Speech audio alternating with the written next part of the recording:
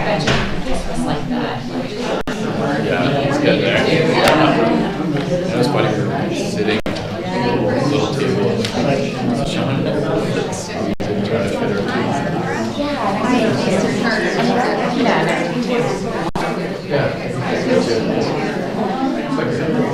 Great. Perfect. Okay.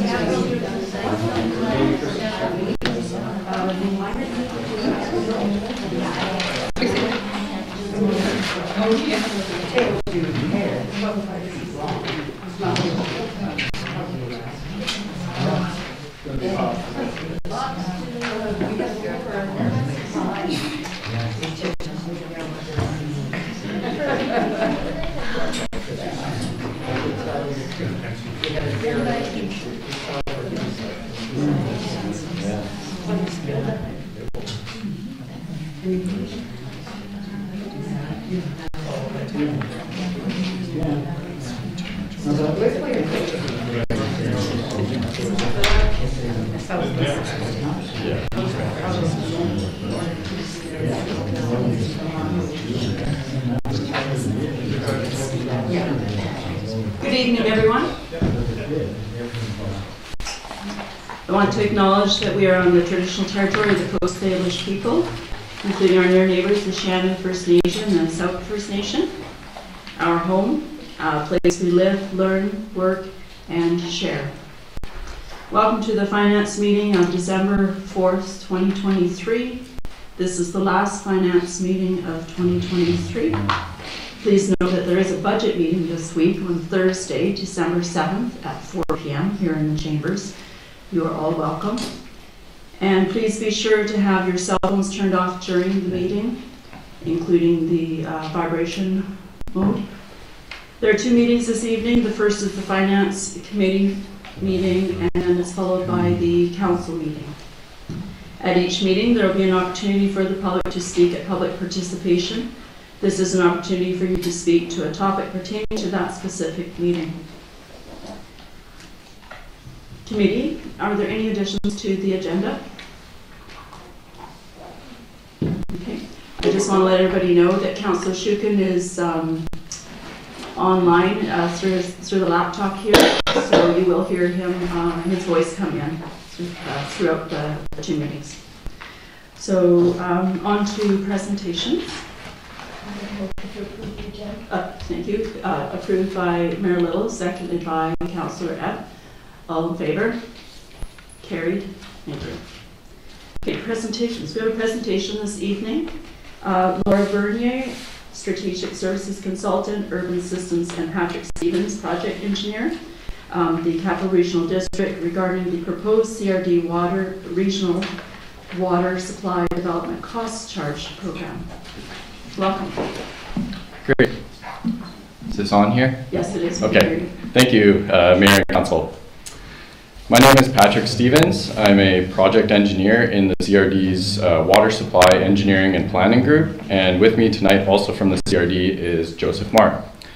We also have our consultant, Urban Systems, here tonight to help us present, with Laura Bernier and Samantha Bowen also in attendance. The purpose of tonight's presentation is to inform and answer any initial questions from the Metchosin Mayor and Council on the CRD's proposed Regional Water Supply Development Cost Charge Program. Any feedback received tonight will be compiled and presented to the Regional Water Supply Commission in early 2024. We ask that any follow-up questions, concerns, or comments be communicated to our project team through Metchosin staff or brought forward through your representation on the Regional Water Supply Commission.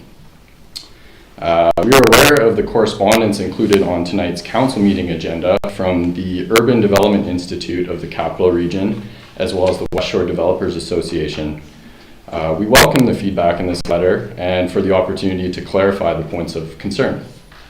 On December 1st, the CRD issued a letter in response to the UDI letter, which has been sent to all members of the CRD Board, Regional Water Supply Commission, and Water Advisory Committee.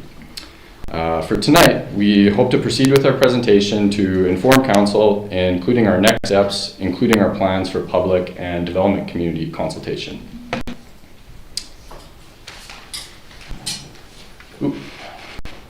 Go.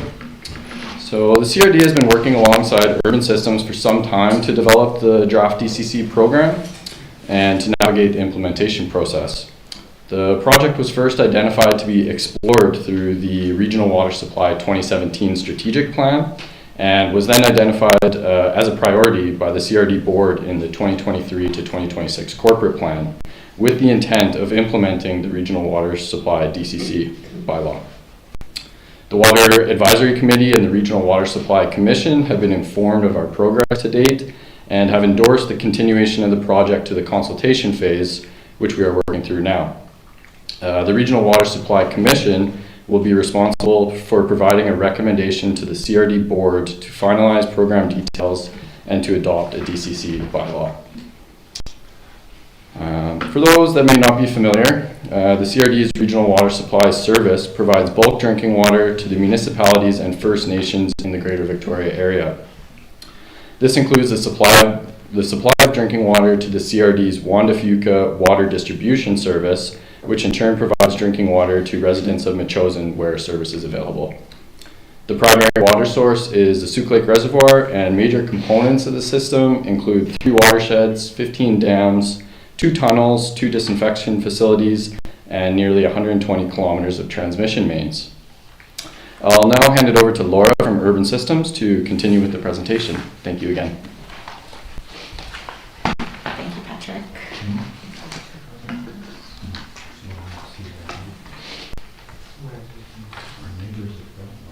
Wonderful. So tonight we would like to present a brief overview of the current DCC program and rates, as well as the proposed new regional water supply DCC, how that program was developed, and other policy considerations. From there, we'll show the proposed RWS DCC bylaw, including the rates, and then we'll open it up for questions and discussions. And certainly our overview will be a little shorter than what we might go into in a longer session. So really welcoming any questions or discussions at the end concerning that, as it will be pretty high level. So in terms of a brief overview here, to introduce DCCs are really fees that help support the off-site infrastructure that's needed to support growth. So those are anything that are off-site, including water, sewer, drainage, transportation, and parkland that are needed to support the community's needs, specifically for new development. These charges are regulated by the province through the Local Government Act and are also the programs are aligned with the Development Charges Best Practice Guides, which are in line with those legislative pieces. From there, all the legislation, all of the bylaws go for ministerial approval to the municipal inspector. Sorry. So in terms of the philosophy of DCCs, why do we have DCC charges? They're really intended to foster fairness. So here we're looking at a benefit or pay principle where those who are benefiting from the infrastructure are paying their fair share to share the cost of that burden. They also ensure consistency. So when developers are coming to a new community to develop, they understand and have transparent and equitable charges that can be applied throughout that area, and there's no negotiation that needs to take place. And as well, an important factor here is that it minimizes financial risk for the CRD as growth occurs in terms of the costs of infrastructure that's needed to continue levels of service to the community. who pays for DCCs. So as I previously mentioned there, it's the development community that would be paying for DCCs at time of subdivision or at time of building permit, and that depends on the type of unit that you'd be building. So for single family homes, we'd be looking at a charge applied at subdivision approval, and for any other use, which includes apartments, townhomes, commercial uses, institutional uses, those would all be paid at building permit. So here we have a breakdown of the current rates that are in Metchosin. So there currently are no DCCs that are charged municipally throughout the area. However, there is a Juan de Fuca water distribution service that is applied for the 6 land use categories that you can see there. So this is the current DCC rates that are currently in place, and this presentation here is really about proposing a new rate that would come alongside this.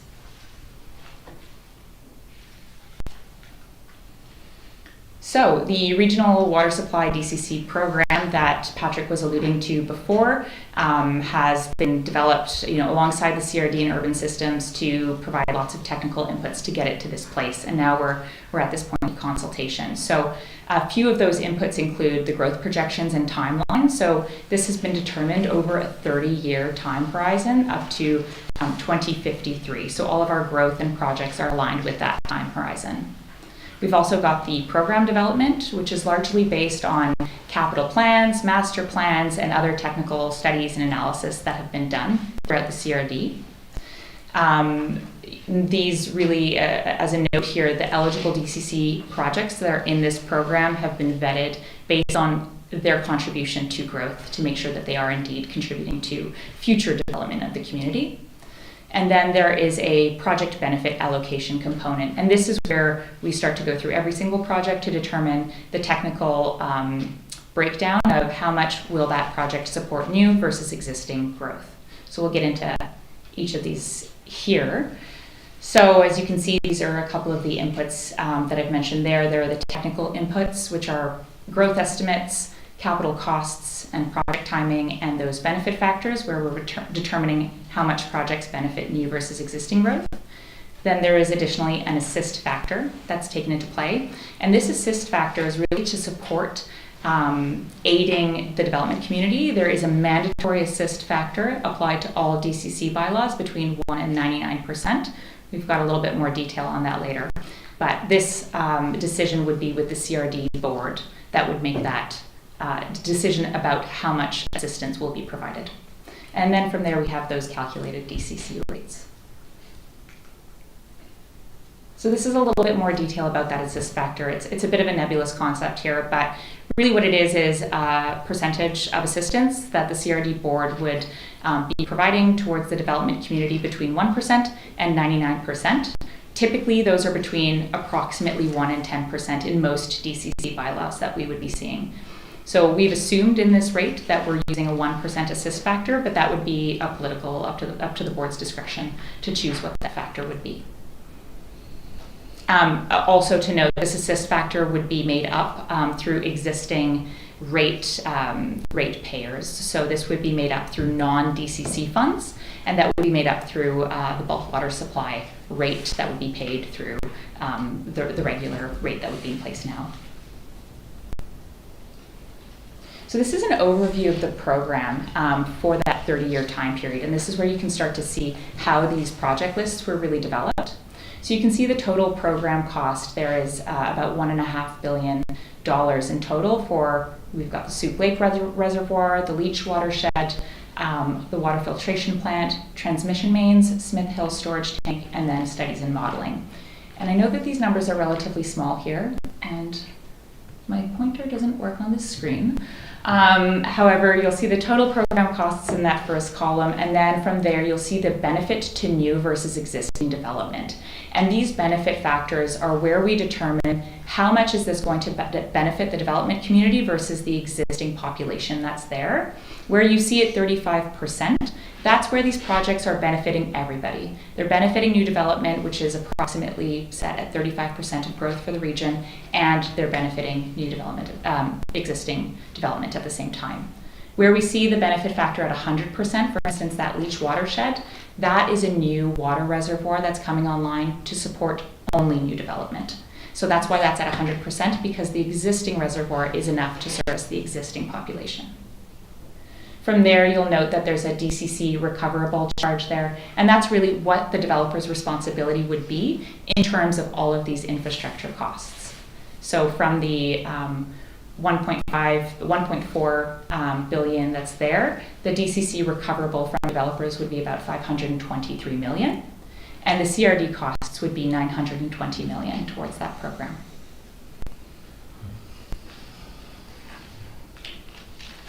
So in conclusion, these are kind of the DCC proposed rates for the RWS. So we would see that a low density residential, i.e. a single family home, would be approximately $9,000. There would be the Juan Fuca charge there for an additional approximately $3,000 for a total of $12,000 for a single family home.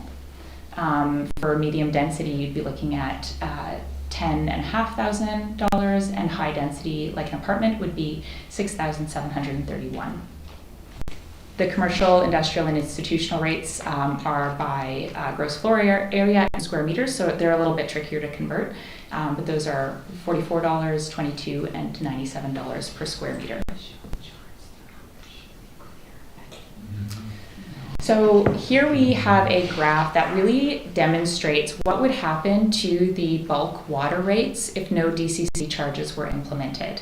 And I know that there's a few things going on in this chart here, but what we really want to show is the threefold increase approximately of the bulk water rate charge that would be required if no DCCs were implemented. So this is all to say that the water rate for customers and existing ratepayers would increase significantly if no DCC charges were to be implemented.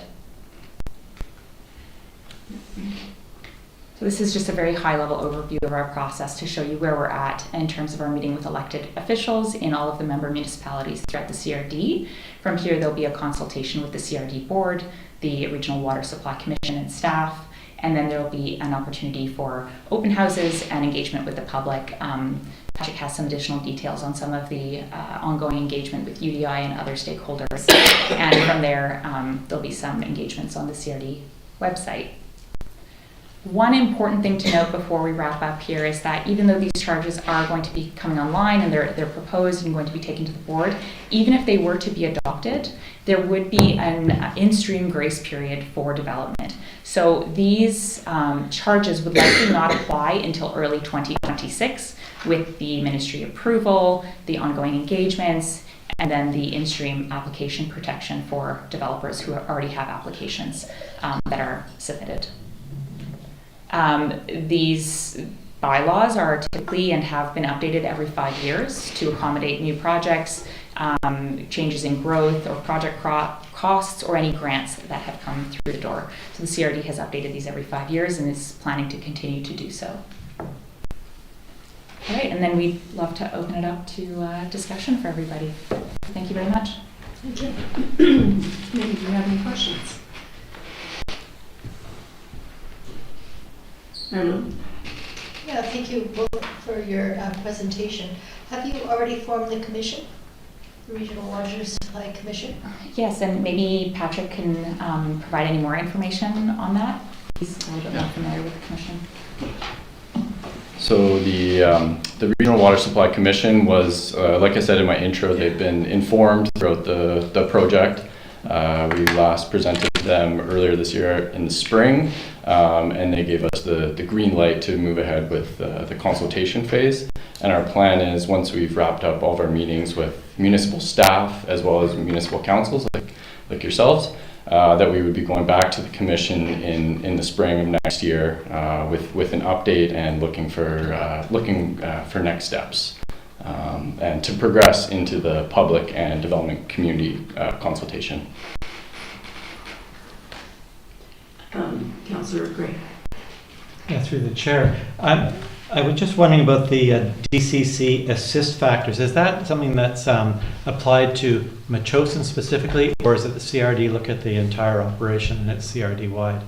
Through the chair. The assist factor would be applied throughout the CRD-wide program. So this this DCC bylaw would be one bylaw that would be applied regionally over the CRD. So all of the details of the bylaw would be consistent, and that's part of the benefits of having a program like this, is that it's one rate that developers can understand in every municipality. And then just through the chair again. So we've received this letter from the UDI, Urban Development Institute, Capital Region, and they're raising questions beyond the DCC. So they're first, they're getting into it saying, these costs are too much for us to bear, the housing market and all the problems or changes that are occurring in housing. They raise all that. But then they're also saying that, these projects aren't necessary, or they're asking the question, they're saying there ought to be a lot of work done on whether the projects are necessary. But the projects you listed, the Souk Lake, taking water from the deep intake, adding the leach watershed into the system, filtration, the transition mains, the storage tank, those all seem to be things that have already been agreed by the CRD board that we're proceeding with. And then this is the question of how do we fund the project, is that right? Through the chair. The technical inputs have been decided, and Patrick is the project engineer, and I'll leave the engineering details to Patrick to explain. This is a question of how to fund those projects as they have been determined through technical study, through engineering analysis and reporting. Happy to provide more illumination on those projects if that is part of the question here. No, that's good, I think, although unless others are interested, it just seems to me that the letter is a pretty powerful hit in terms of, my gosh, what are we doing? But as I read it, it's questioning decisions that have already been made, and now we're looking simply at the allocation of, not simply, but simply at the allocation of the costs. Through the chair, yes, exactly. And the technical components of these are part of the program to underpin how do we provide sustainable service delivery to customers to ensure water is being provided. The DCC bylaw is one where there are recommendations that can be made about how to finance that. However, it is a question of, how do we finance this either from existing ratepayers, or do we have how much of that share does the development community contribute towards that?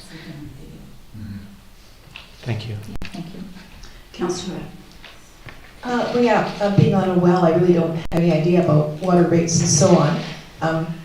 But what I was wondering was that this all goes through, so how exactly does this affect an average homeowner in Metchosin? Through the chair. The average homeowner who is on an existing lot, who is connected to the water service already, will not be impacted by the DCC rate. If they choose to subdivide their lot and develop an additional house on that lot, that house would be subject to a new DCC charge. Developers who buy a lot in the community, who want to build a 4-story or 6-story apartment building, they will have to pay the new DCC rate. Existing homeowners will not be affected by this, except to ensure that the water supply, if they are not on wells, for those who are using this service, ensure that that rate remains relatively stable through time. This will help maintain the stability of the water rate so that that doesn't absorb the burden of the costs for building that infrastructure that's needed.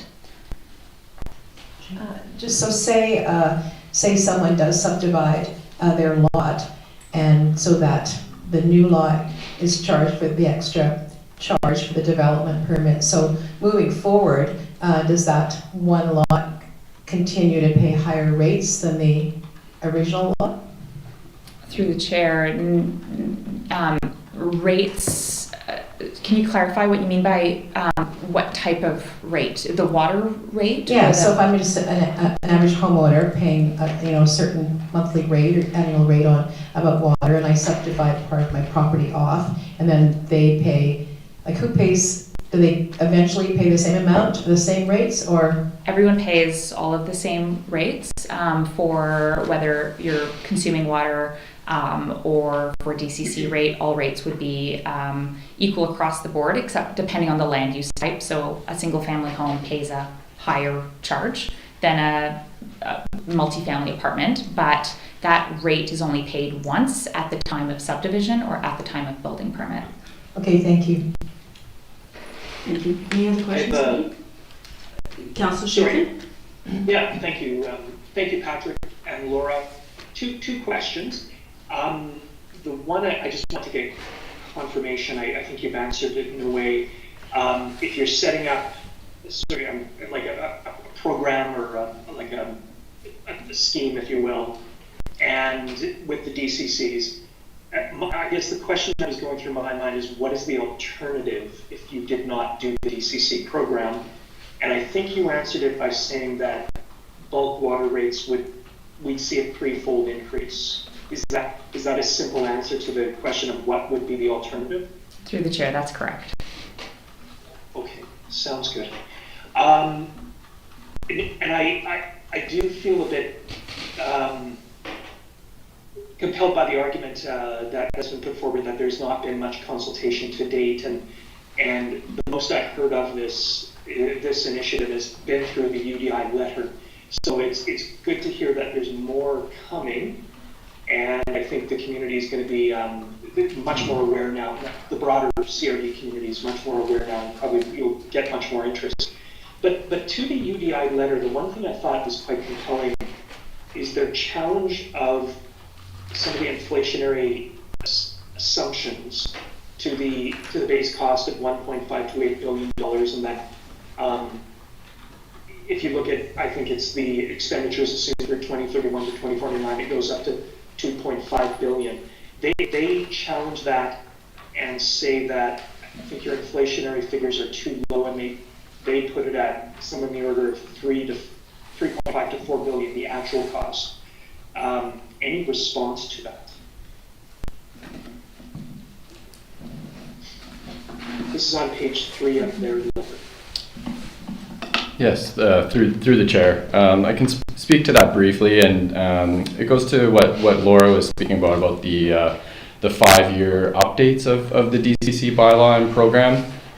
If implemented, the bylaw would be reviewed every 5 years, and those cost estimates updated to reflect any changes in inflation. So that's one way we can stay on top of the cost estimates included in this DCC bylaw. Okay, sounds good. I mean, that does, I think, open up the possibility of additional inflationary pressures being viewed and seen every 5 years. So, yeah, I find this point actually kind of quite interesting. And regardless of whether we think we've got a handle on it, like you undertake a big capital project like this with a great deal of trepidation, because as we all know, things take longer and they always seem to be more expensive.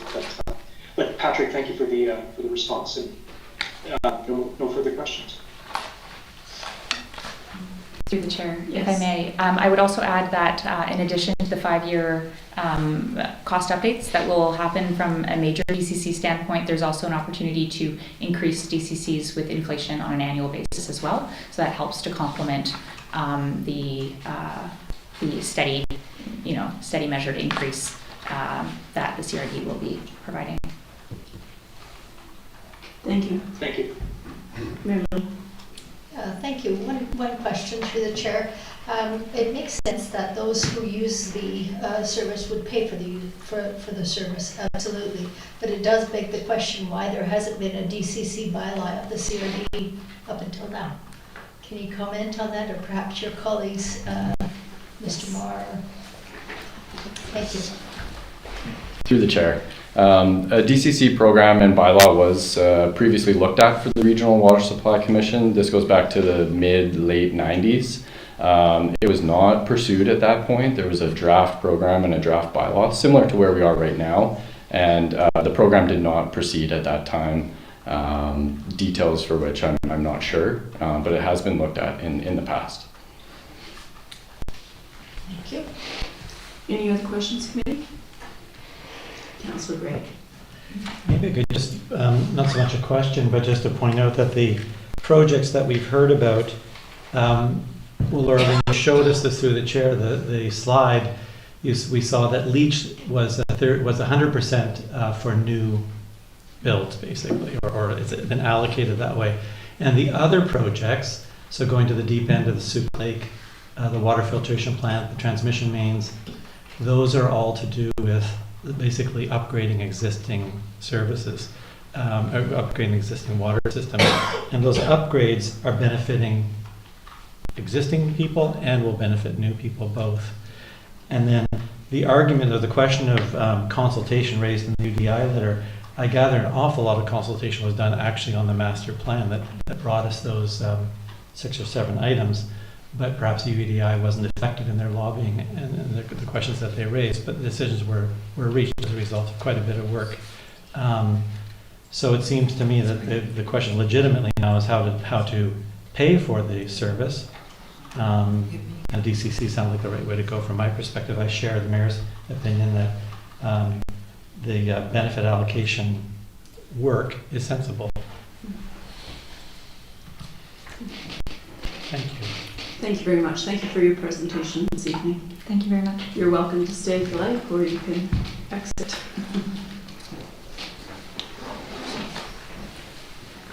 Okay, on to the next part of our agenda is public participation.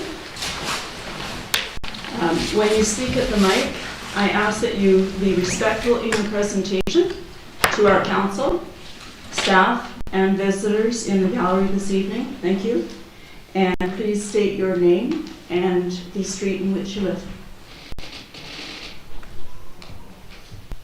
Nobody? Welcome. Hello, Leslie Singer down on 525 Woody Beach Road. Actually, I did have a question after I read online about their proposal. In regards to the directions from our current provincial government that wants us to open up, put in secondary suites, secondary houses, we've got people who want tiny homes, we've got people who want RV pads. What this didn't answer for me was that as a homeowner, if I wanted to build a secondary suite or a small house on my land for my son, would I have to pay approximately another $12,000 building fee? I just would like to have that answered at some point, not now, not today, but I'd just like that to be considered in the back, because the provincial government has wanting people to start opening up without subdivision. Just, right, that was not answered on this presentation. Thank you. Thank you. Leslie Singer. Anybody else?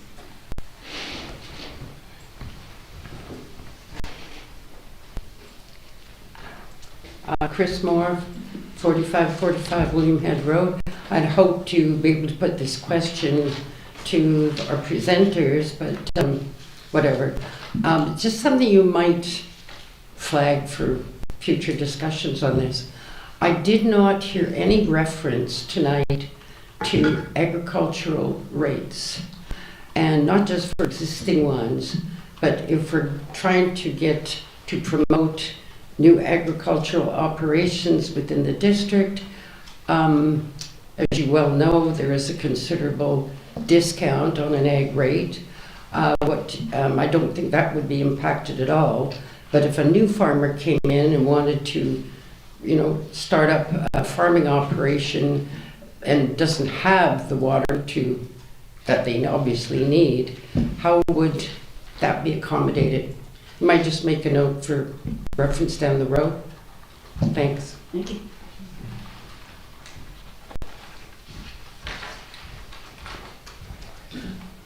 Hi, good evening. Ellen Frisch, Perry Cross Road. I'm just up here tonight, attended the planning meeting last week, and I noticed that there was another letter that came in for tonight's supplemental agenda on the matter of the rezoning. I've done a number of rezonings myself in other municipalities, and I was surprised at the discussion last week that Metchosen's policy with respect to rezonings does not include a more robust analysis of water supply. So I looked it up, particularly in respect of the letter that was sent in, and Metchosen's approach to addressing water, the ability to service, doesn't come in until a house is ready to be built. So it's a requirement in advance of getting your permit, but it's not a requirement in Metchosin to rezone, even though a rezoning will net additional houses.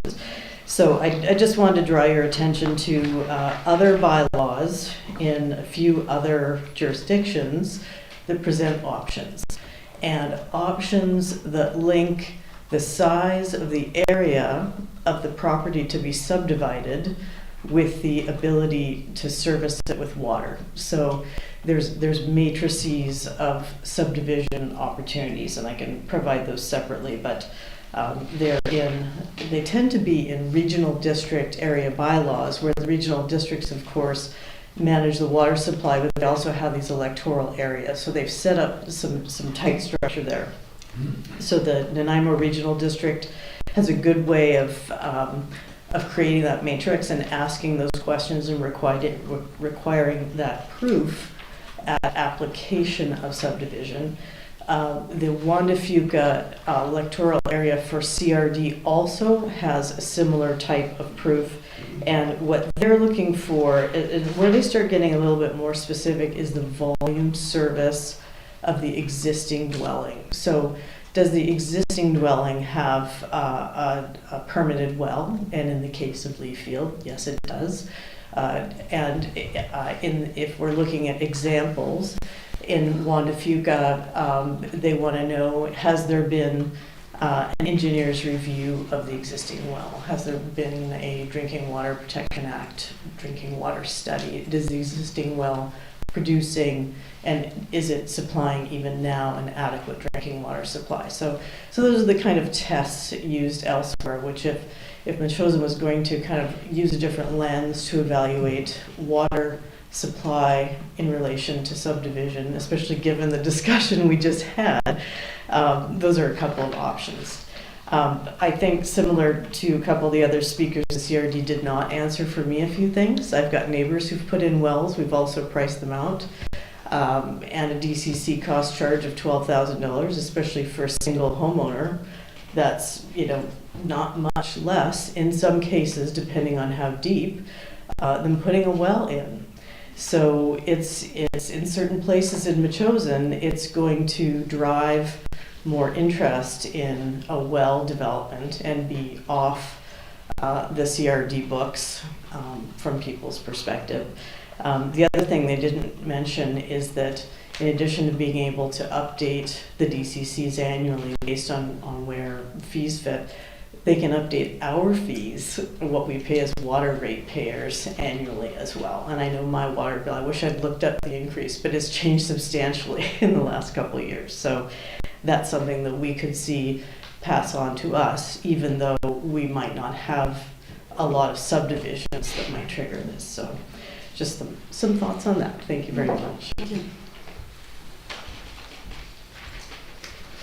Anybody else like to have a chat at the mic? Seeing none, we'll move on to the adoption of the minutes on page 5 for the finance meeting of November 20, 2023. Moved by Mayor Little, second by Councillor Epp. All in favor? Carried. Thank you. And the special committee, finance committee budget meeting, November 23 of 2023, page 9. Motion to adopt. Mayor Little, Councillor Epp, seconded. All in favor? Carried. Thank you. And then on to page 13 for the Greater Victoria Public Library 2024 budget and 5-year financial plan. Any questions, maybe?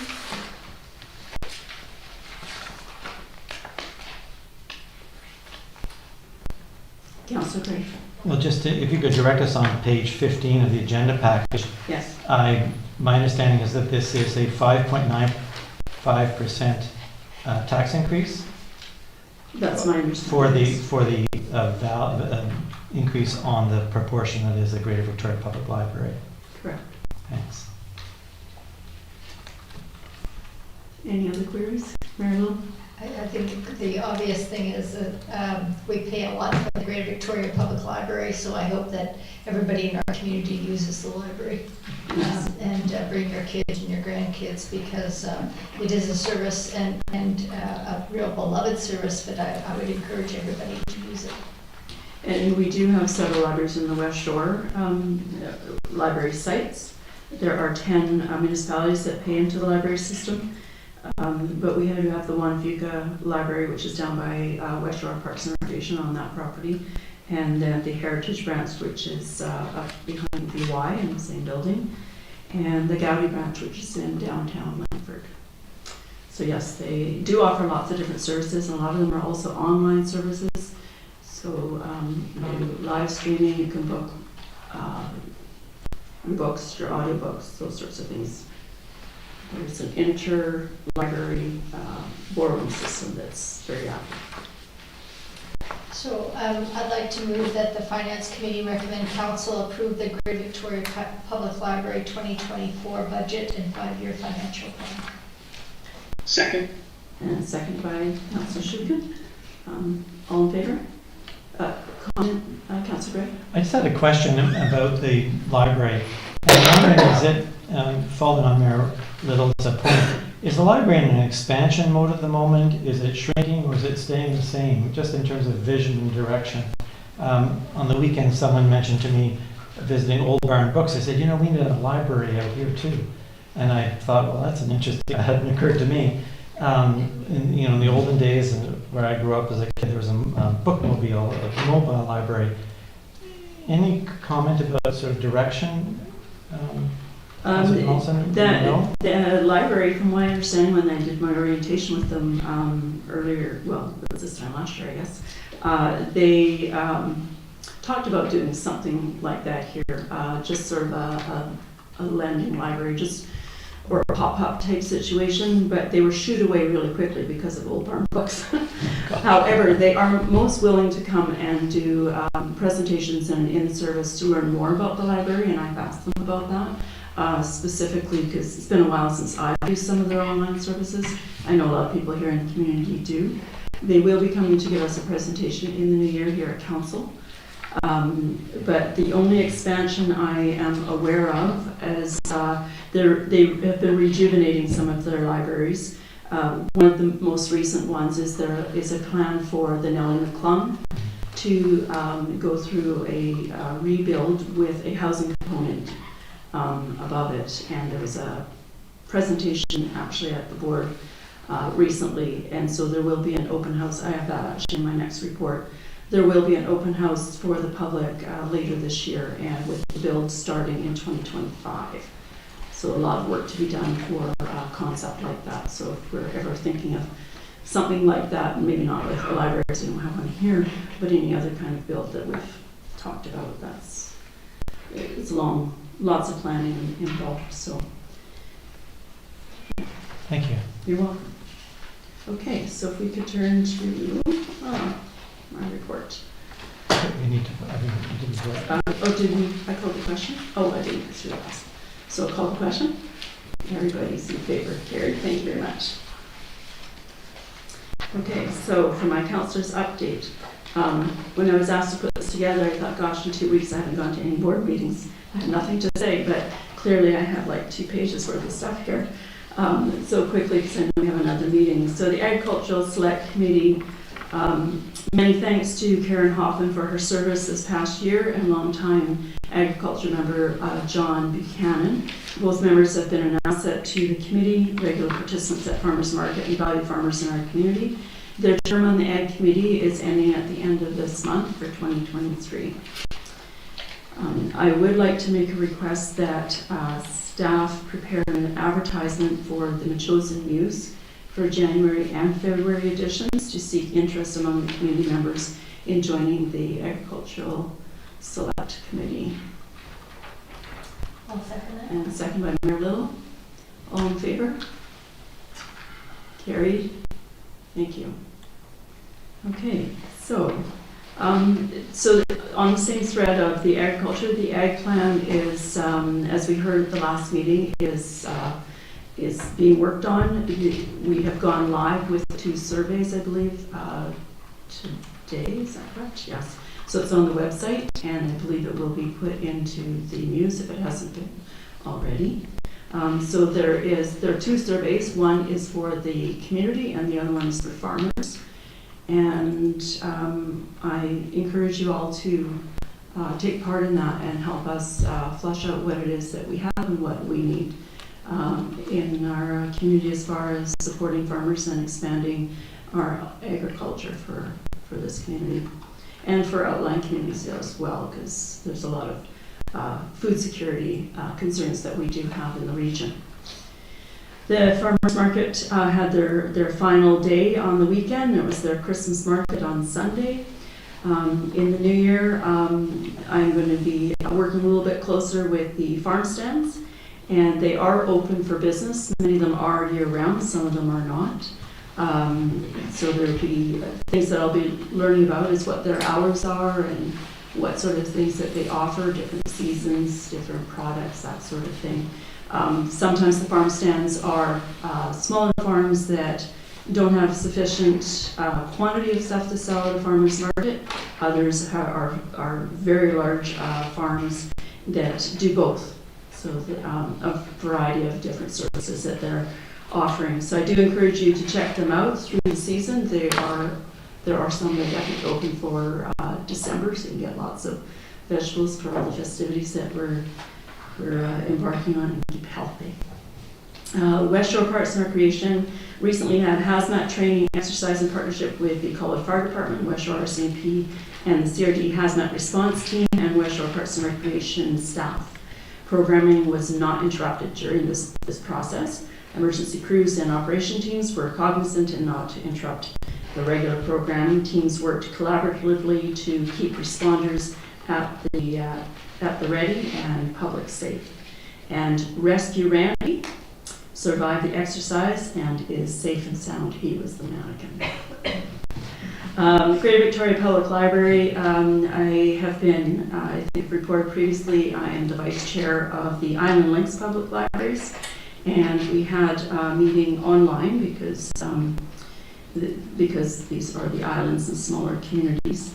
The 2024 program plan is ready. Emergency preparedness includes the cooling centers during extreme heat events with heat pumps and water bottle filling stations at branch libraries. Their budget is involving things like resourcing grants, similar to the Greater Victoria Public Library, which is a member of the Island Links Public Libraries.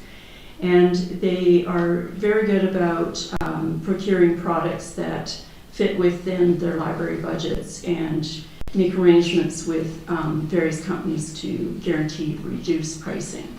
So just to keep down on some of their products.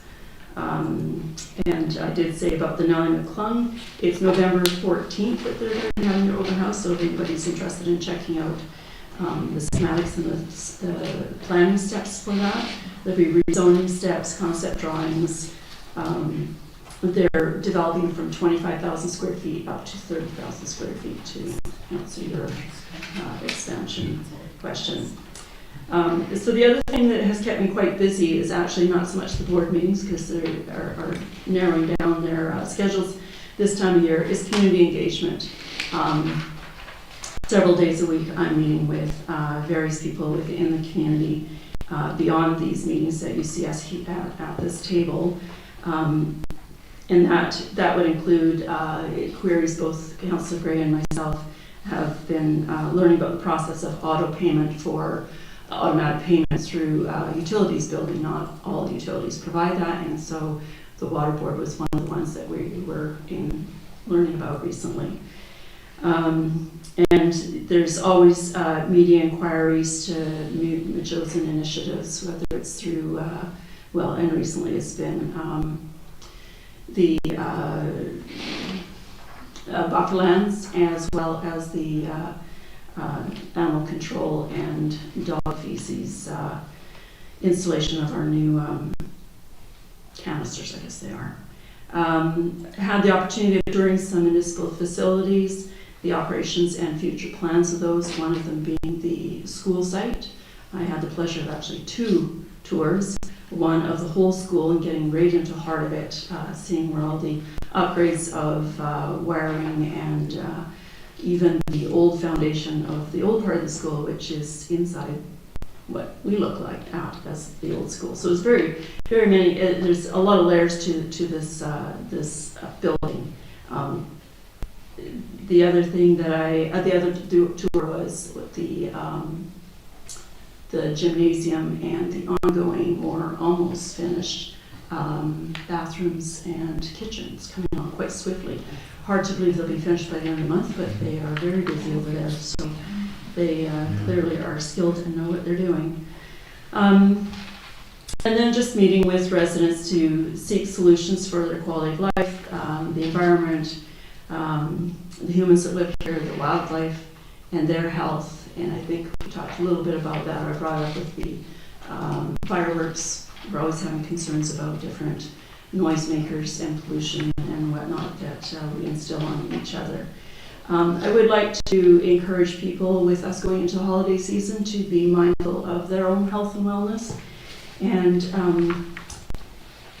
you know, we have the farmers providing some food for us. We have great trails and shorelines and lots of places to find exercise, be with friends, and some peace and tranquility. This time last year, there was quite a bit of feedback from some residents as to what do we do for people who are impoverished. I reached out to the Goldstream Food Bank recently, having had experience with them in years past doing filling hampers with the scouting youth, and wanted to know if they needed any help. And I'm on the wait list because the hamper program is volunteers are filled for that, but I'm on the wait list for us to restock shelves, because I said I had a contingent of counselors that would be just dying to get up there to help me do that. So maybe getting a last minute phone call. So those are some things that we could be doing and have done in the past in our community. But also we've done the coldest night of the year, our place where we've served up lunch at Christmas time, and both Councillor Epp and Mayor Little and myself did that last Christmas. We'll be doing it this Christmas. Mayor Little has done the Thanksgiving lunch as well. The Goldstream Food Banks, as you all know, are always looking for food to put onto their shelves. The Backpack Project, as you all passed in the hallway here, so please do consider contributing to that. If you're not sure what to contribute, just call me. I will help you out with that. I did see there's a box at the Mitchellson Community House too, so lots of different ways that we can help impoverished people. And if you do know of anybody that needs help, please let us know. Thank you. So with that, I'd like to take a motion to adjourn the finance meeting. Motion by Mayor Little, second by Councillor Gregg. All in favor? Carried. Thank you.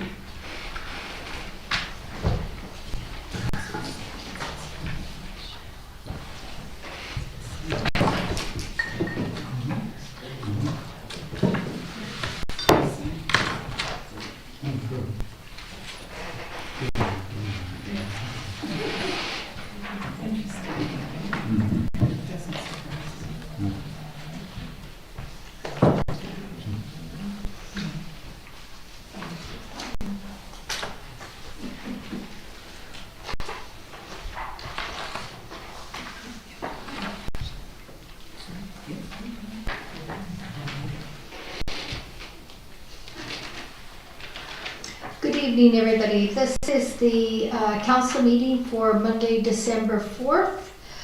Thank you, Councillor Dawson, for providing the territorial acknowledgement earlier this evening.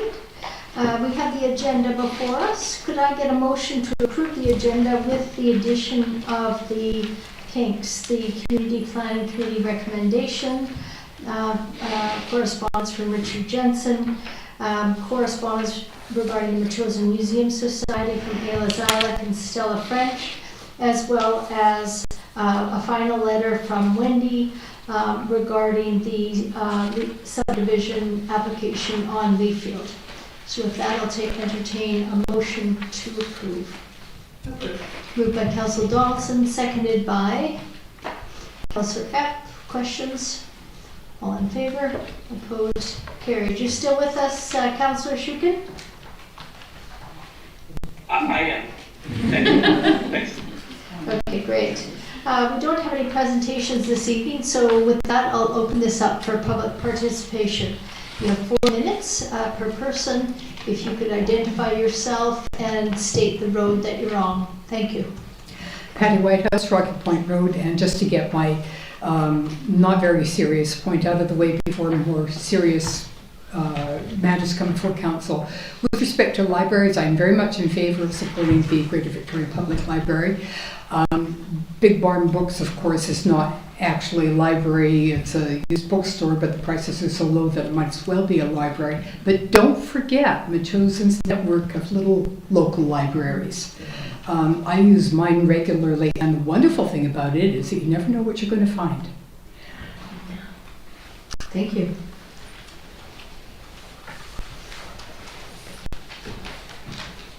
Bonnie Hoover, Neil Rose. Good evening, Mayor Little, Councillors Donaldson, Yep, Gray, and Shukin. Congratulations on a challenging, busy, active, and very productive first year of your term in office. It is amazing what has been accomplished. I'm pleased with your progress, your transparency, and your professionalism, and hope the momentum continues. It has been a difficult year with a new council and a new staff members that have had to face challenges in many areas, including numerous outside agencies, new laws, new initiatives from the provincial and federal governments, all the while coping with everyday municipal governance and related fiscal components. Finally, I wish each and every one of you a Merry Christmas and all the best for 2024. Happy New Year. Thank you.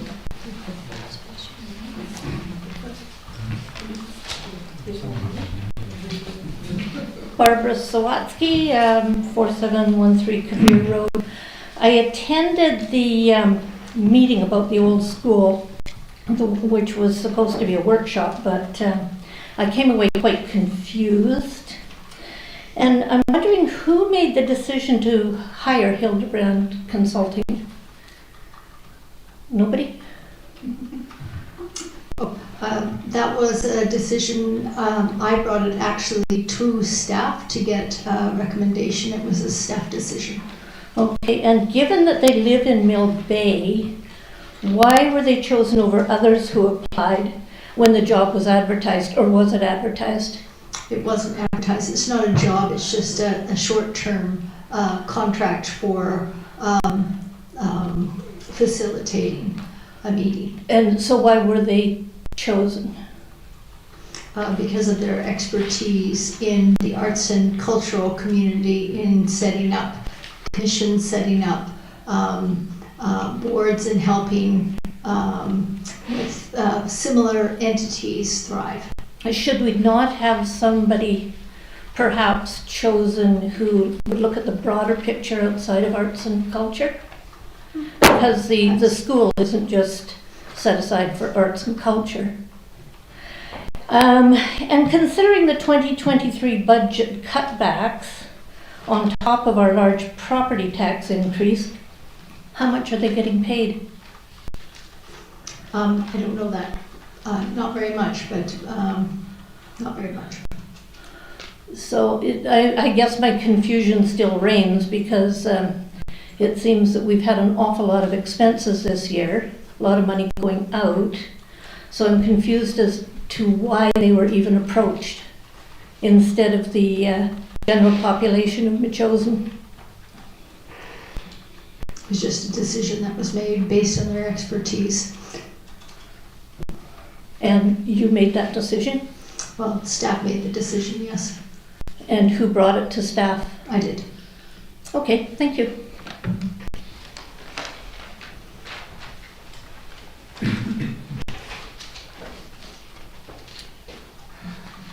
Chris Moore, 4545 William Head Road. I would like to speak on a couple of small administrative matters, and then if I may come back, I would like to again speak on an item that is far more strategic in nature, if that's agreeable. I feel now particularly awkward about my first comment but I'm going to put it out there anyway. It relates to our acting CAO, Sulin, and it's based on the feedback from a number of parties, including those in particular from our note takers at council and committee meetings. First off, Sulin, you should know that everybody is or was pleased to see you back at the table, and not having to jump up to the microphone in order to say what you would like to say. Obviously, I don't know, maybe that was just an experiment.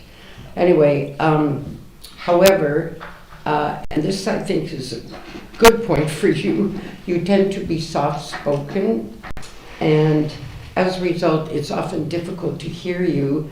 And I was thinking at the table, especially if you have your back to the public and you're not speaking directly into the microphone. Perhaps something can be done to correct this, because folks are really interested in what you have to say.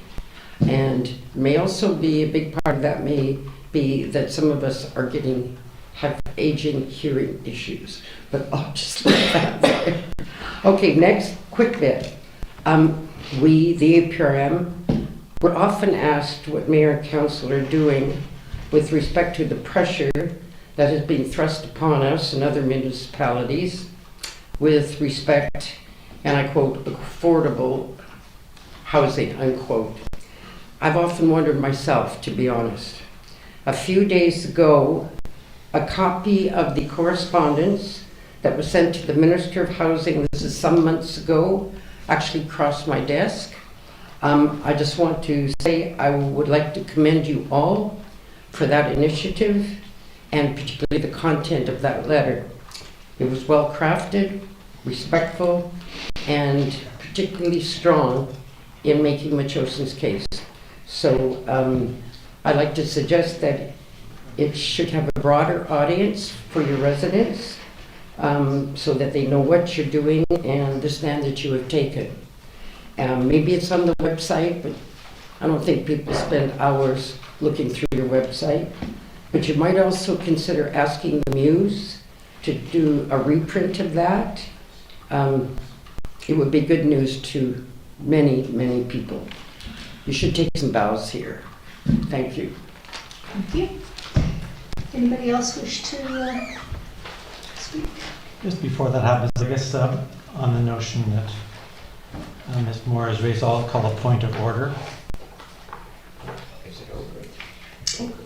What's your point? My point is that I think council needs to follow our bylaws, and as I described at a recent meeting, we follow the Robert's Rules of Orders 3.7 and 47.53 that our secretary and parliamentarian naming our CO should be sitting at the table. It seems to me that we need to follow our bylaws if we want residents to follow our bylaws. Okay. Ms. Tarnowski, would you like to join us at the table? I would love to.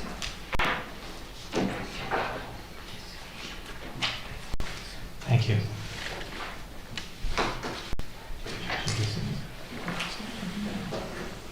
Put her to the end there so she can use your mic. According to Robert's rules, she needs a seat to the right of the presiding chair.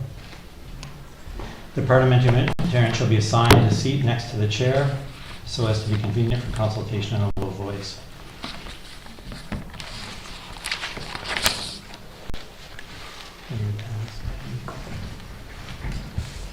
Do you want to get her a chair?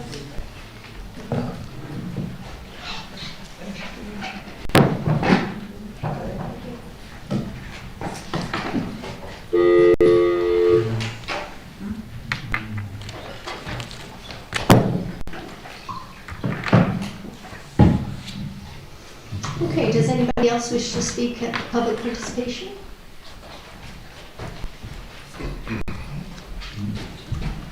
Brent Donaldson, Chalister Court. I'm speaking this evening on reports for information from the Colquitts Engineering. I'm a member with the Bilston Watershed Habitat Society. One of the concerns I have about this report is it focuses on the housing component. And the Center Mountain project is over 300 acres, and we're missing pieces here. And the problem with the whole project up there is we're splitting it into chunks. We're splitting it into pieces like in a pie. The problem is collectively it's 300 acres, and we're just focusing on the housing. It strikes me that the whole project should be dealt with collectively with one report. Ultimately, all that water will end up in Bilston Creek. Some in Metchosin, even the industrial lands over the back will come through the back of Dewdney Flats, but ultimately, it's all coming down Bilston Creek. So I have concerns that we're splitting it up, not we, but certainly Langford is, in a piecemeal fashion. I think it's really important that we take a step back and look at that project. The industrial site itself is over 100 acres. Likely, it's going to be asphalt and rooftop. So let's just look at the whole thing as being an asphalt parking lot over there. So we're going to get tons of runoff, and these engineers that are doing these reports, they'll be retired by the time we get the problems. And half of Metchosin, the waterways is going to be just a huge drainage ditch. So I really emphasize the fact that we should be looking at this collectively as one project rather than splitting it up. Thank you very much. Thank you.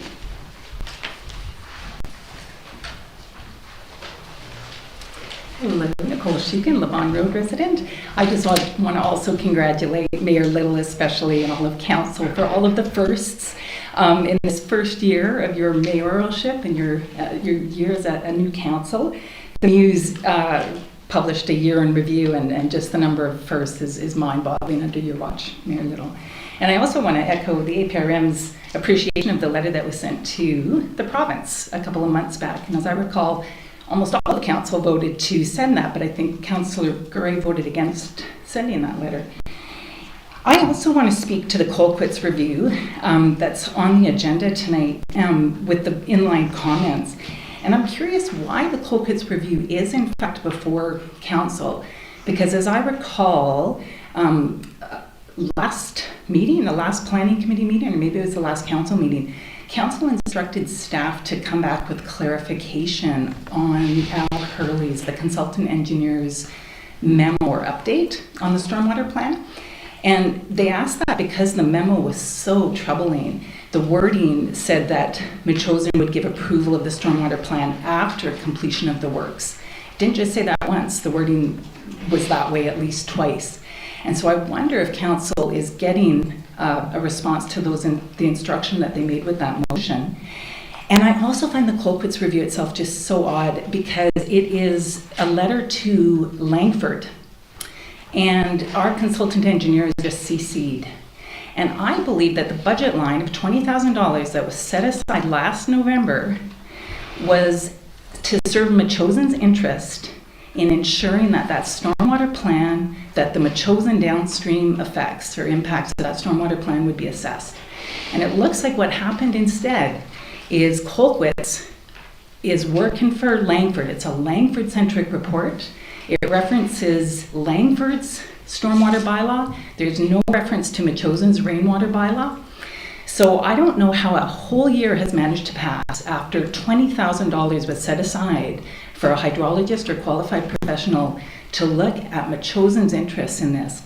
But time has been wasted, and this is one of the most important issues facing Metchosin in decades, given that we are going to be downstream from that massive mega residential and industrial development. Thank you. Thank you.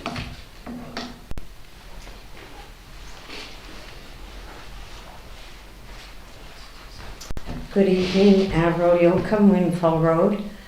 A very short note. After hearing the visioning for the school site, I would suggest you put the facilitator on hold, because right now there's not a whole lot of room for servicing the public. We've got Instinct and we've got MACA, and I think your first step is to reach out to the people, the residents, find out what they want, how that can accommodate. Then maybe it's time for a facilitator. Just a suggestion. Thank you. Anybody else wish to speak this evening?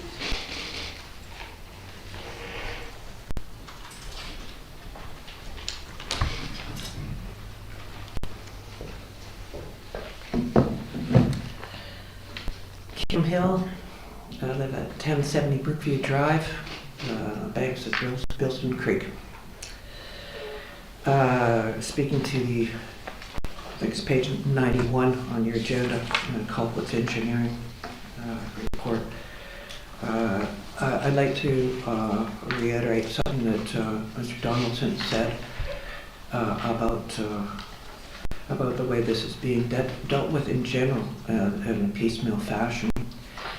But more specifically, is the way it's being fragmented to a point where it's virtually useless.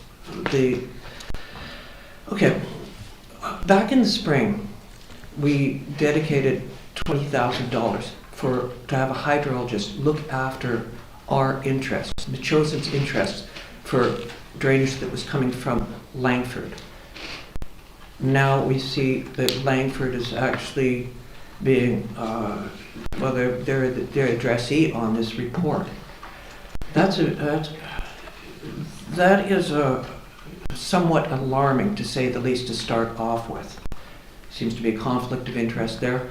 This report does not give any background information. It refers to documents that are not attached to this. It is not helpful in the least.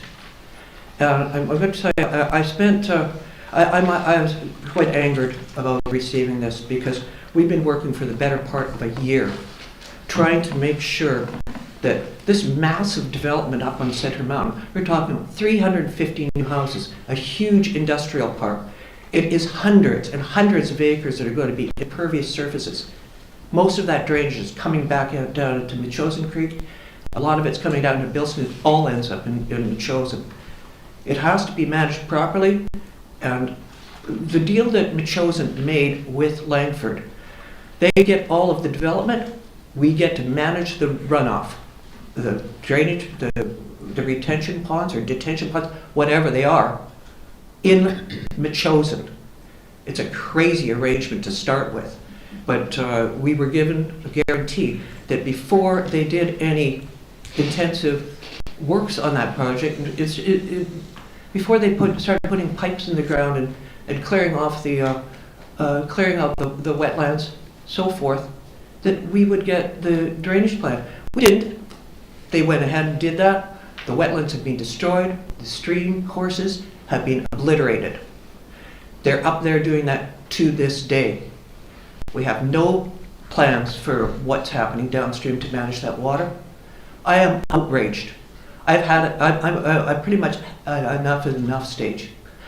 I think it is way past time for we get some strong leadership on this. We need to assert ourselves. Langford is running ramshod. They are imposing their lousy, old-fashioned bylaws. They're using a 1 in 10 criteria for stormwater runoff. Our rainwater bylaw dictates 1 in 200. We should be demanding that the water that comes into our area is governed by our bylaws. They are the rules. It has been going on for the better part of a year. There has been no complaint from Metchosen, so guess what? They just go on and continue the behavior. Unless this council wants to be responsible for what the outcome is going to be of this, if you just sit back and let it keep going, you're going to be responsible for the unmitigated continued flooding downstream, the unmitigated and unregulated runoff of polluted water from that place. Our natural assets are at stake here. That is what is important to Metchosen. Maybe not Langford. It apparently doesn't seem so much. But I am a proud Machosonite, and I know this council. I know you folks were elected on I know where your hearts are on this. I need you to follow with I need you to walk the walk instead of just doing top to top, because this is not working. Some of your community members have had enough as well. I'm ready to bring, some of them have already decided just to give up on you because they think it's a done deal. And I think that you've got I said at the last meeting, a real problem with the staff to connect on this. And yeah, I also wonder what happened to the request from Councillor Shukin at the last meeting about the clarification on the memo. I'd also like to know how much this report has cost Machosen, the one that we paid for from Colquitt's Engineering. I'd like to know what the numbers are as a taxpayer. I would like to know what we paid for this, because it's a concern as someone who is, I don't mind paying extra if I get service. If it means having some more staff on hand to take care of things properly, I'll pony up for part of the cost. I am not satisfied with the level of service at this time, and plain speaking, I'm not pulling any more punches because I don't want to come back here complaining again about this. I want some action. I hope to see it. Thank you. Does anybody else wish to speak at public participation?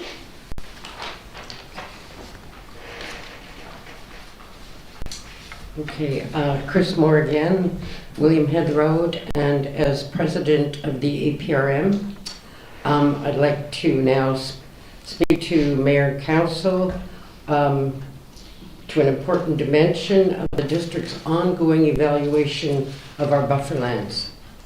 I know that many of you are aware that the ultimate fate of our buffer lands is a long-standing item of interest to both the current and previous executive of the APRM. I'd like to emphasize that our overarching goal in addressing you this evening is to contribute, or to try to contribute, to collaborative solutions for this important district asset. Now, arising from APRM's role in our community, which is some 30 years standing, and from our specific interest in the buffer land, I'm pleased to let you know that we have recently received a completely unsolicited donation from an anonymous party, and they would like to stay that way, that could help to fund an independent professional appraisal of the buffer land. I believe that donations of this nature are properly referred to as restricted donations. That is, they have a very specific target, and the money can only be spent in that direction. Now, I'd like to share the reasons why the APRM would like to have a professional appraisal secured for the district. First off, having an appraisal in hand is an absolutely basic and important condition, precedent or precondition for potential exploration by the district of future strategic partnerships for this land. One reason that the district may want to have this done is to support the option of pursuing future partnerships to help defray the otherwise ongoing costs of monitoring, maintaining, and or enhancing this important piece of public land. Obtaining such an appraisal will create both a negotiating leverage and an option value for the district in the realm of potential partnerships, of which right now there appear to be quite a number. I believe Bev Bacon has flagged for you some recent federal funding measures. I know that the APRM did with formal letter to Mayor and Council a year ago, November, so they are out there and they are increasing. Well, lastly, even if you were to keep an appraisal unused and just put it in your hip pocket for a while, its accuracy would remain for a reasonable time span, and the updates based on inflation rates would be very simple. Now, based on some preliminary findings, exploration that have been done to date, the APRM anticipates the cost of a professional appraisal by the good folks would likely be in the order of $3,000 to $4,000. We would have the ability, the APRM, to cover a good portion of the cost if the district were to pursue obtaining that appraisal. I'm going to leave it at that for now. I thank you for the opportunity to bring this item of really strategic importance to your attention, and I hope and believe that we have all learned over time that success most often comes by working together with a common goal. Thank you. Thank you. Are there any others for public participation this evening?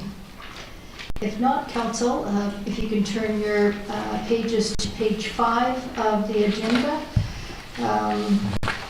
This is, we're moving to the adoption of the minutes. This is the council meeting of November 20th. Could I have a motion for adoption?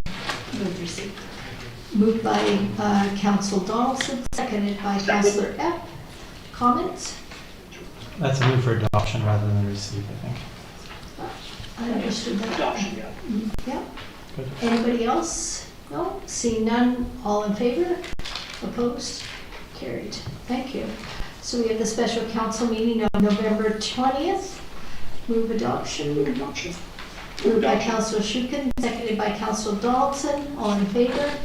Opposed? Carried. And then we have the special council meeting of November 26th. Move adoption. Moved by Councillor Shukin, seconded by Councillor Donaldson. All in favor? Opposed? Carried. Okay, we've got some minutes to receive. The Finance Committee, Councillor Donaldson. Move to receive the Finance Committee meeting minutes for November 23rd, 2023. November 20th, I believe. Oh, sorry. Yep. November 20th. Move receipt by Councillor Donaldson, seconded by Councillor Gray. All in favor? Opposed? Carried.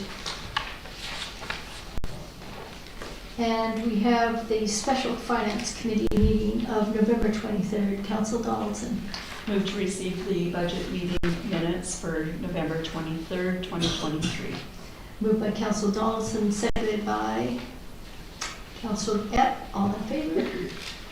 Opposed? Carried. I just had a question about that one. If we might get staff to look up under number 2, there's a reference here, the fire department Halloween event, not having, or question raised about that, and if we could learn more about that at the budget meeting this week, that would be helpful. Thank you. So just to be clear, you want, Just what's the issue about the fire department Halloween event that was raised by resident Tamara Ballard? okay, I'll bring that to the attention of staff, thank you. Okay, call the question, all in favor, opposed, carried. And the Community Planning Committee meeting, Councillor Shukin. Just move the receipt of the Community Planning Committee meeting minutes of November 27th, 2023. So Move receipt by Councillor Shukin, seconded by Councillor Gray. Comments? Just one point. During that meeting, Councillor Shukin asked me to remind him of when we had decided to have a council discussion on housing issues. And so I looked it up. It was June 19, 2023. Council agreed by consensus to bring the issue on housing to an upcoming Community Planning Committee meeting. For the record. Anything else? Oh, and very little. I just will thank Councillor Gray for noting that. I do recall it now, or when he reminded me of it. So thank you. Great, thank you. All in favor? Opposed? Carried. And Councillor Gray for the November 27th minutes. Sure, I move receipt of the Environment and Natural Areas Committee meeting of November 27, 2023. Moved by Councillor Gray, seconded by Councillor Donaldson. Comments? All in favor? Opposed? Carried. From Councillor Epp, this is the Public Works and Protective Service Committee meeting of November 27th. Move receipt. Moved by Councillor Epp, seconded by Councillor Gray. Comments? All in favor? Opposed? Carried. Thank you. Moving on to the my mayor's report. First of all, to update the community, Mr. Bob Payette has been selected as the new Chief Administrative Officer for the District of Metchosin. The selection was made by Metchosin's Council following a comprehensive recruitment and interview process. I'm delighted to welcome Bob to this new role. Bob brings a tremendous range of experience to this role, having been a CAO for over 10 years in several communities. He has a strong record in navigating issues facing small communities and of working with council staff and residents and other stakeholders to address the challenges. His commitment to supporting local organization is inspiring and will be highly valued in this volunteer-oriented community like Metchosin. Bob is currently the CAO for the District of Barrier and has served a range of roles in local government in BC and Alberta. He has experience with Parks and Recreation, Community Development and Protective Services, and served 10 years in the military early in his career. Bob and his spouse will be relocating to the Greater Victoria area. The role of the interim CAO has been held by Sue-Lynn Tarnowski since June of 2022. Sue-Lynn joined the District of Metchosin as the Chief Financial Officer in 2022. I want to thank Sue-Lynn for supporting Metchosin for the role of interim CAO. She continues to be a valued member of the district's leadership team. Bob Payette is slated to begin working in Metchosin on January 8th.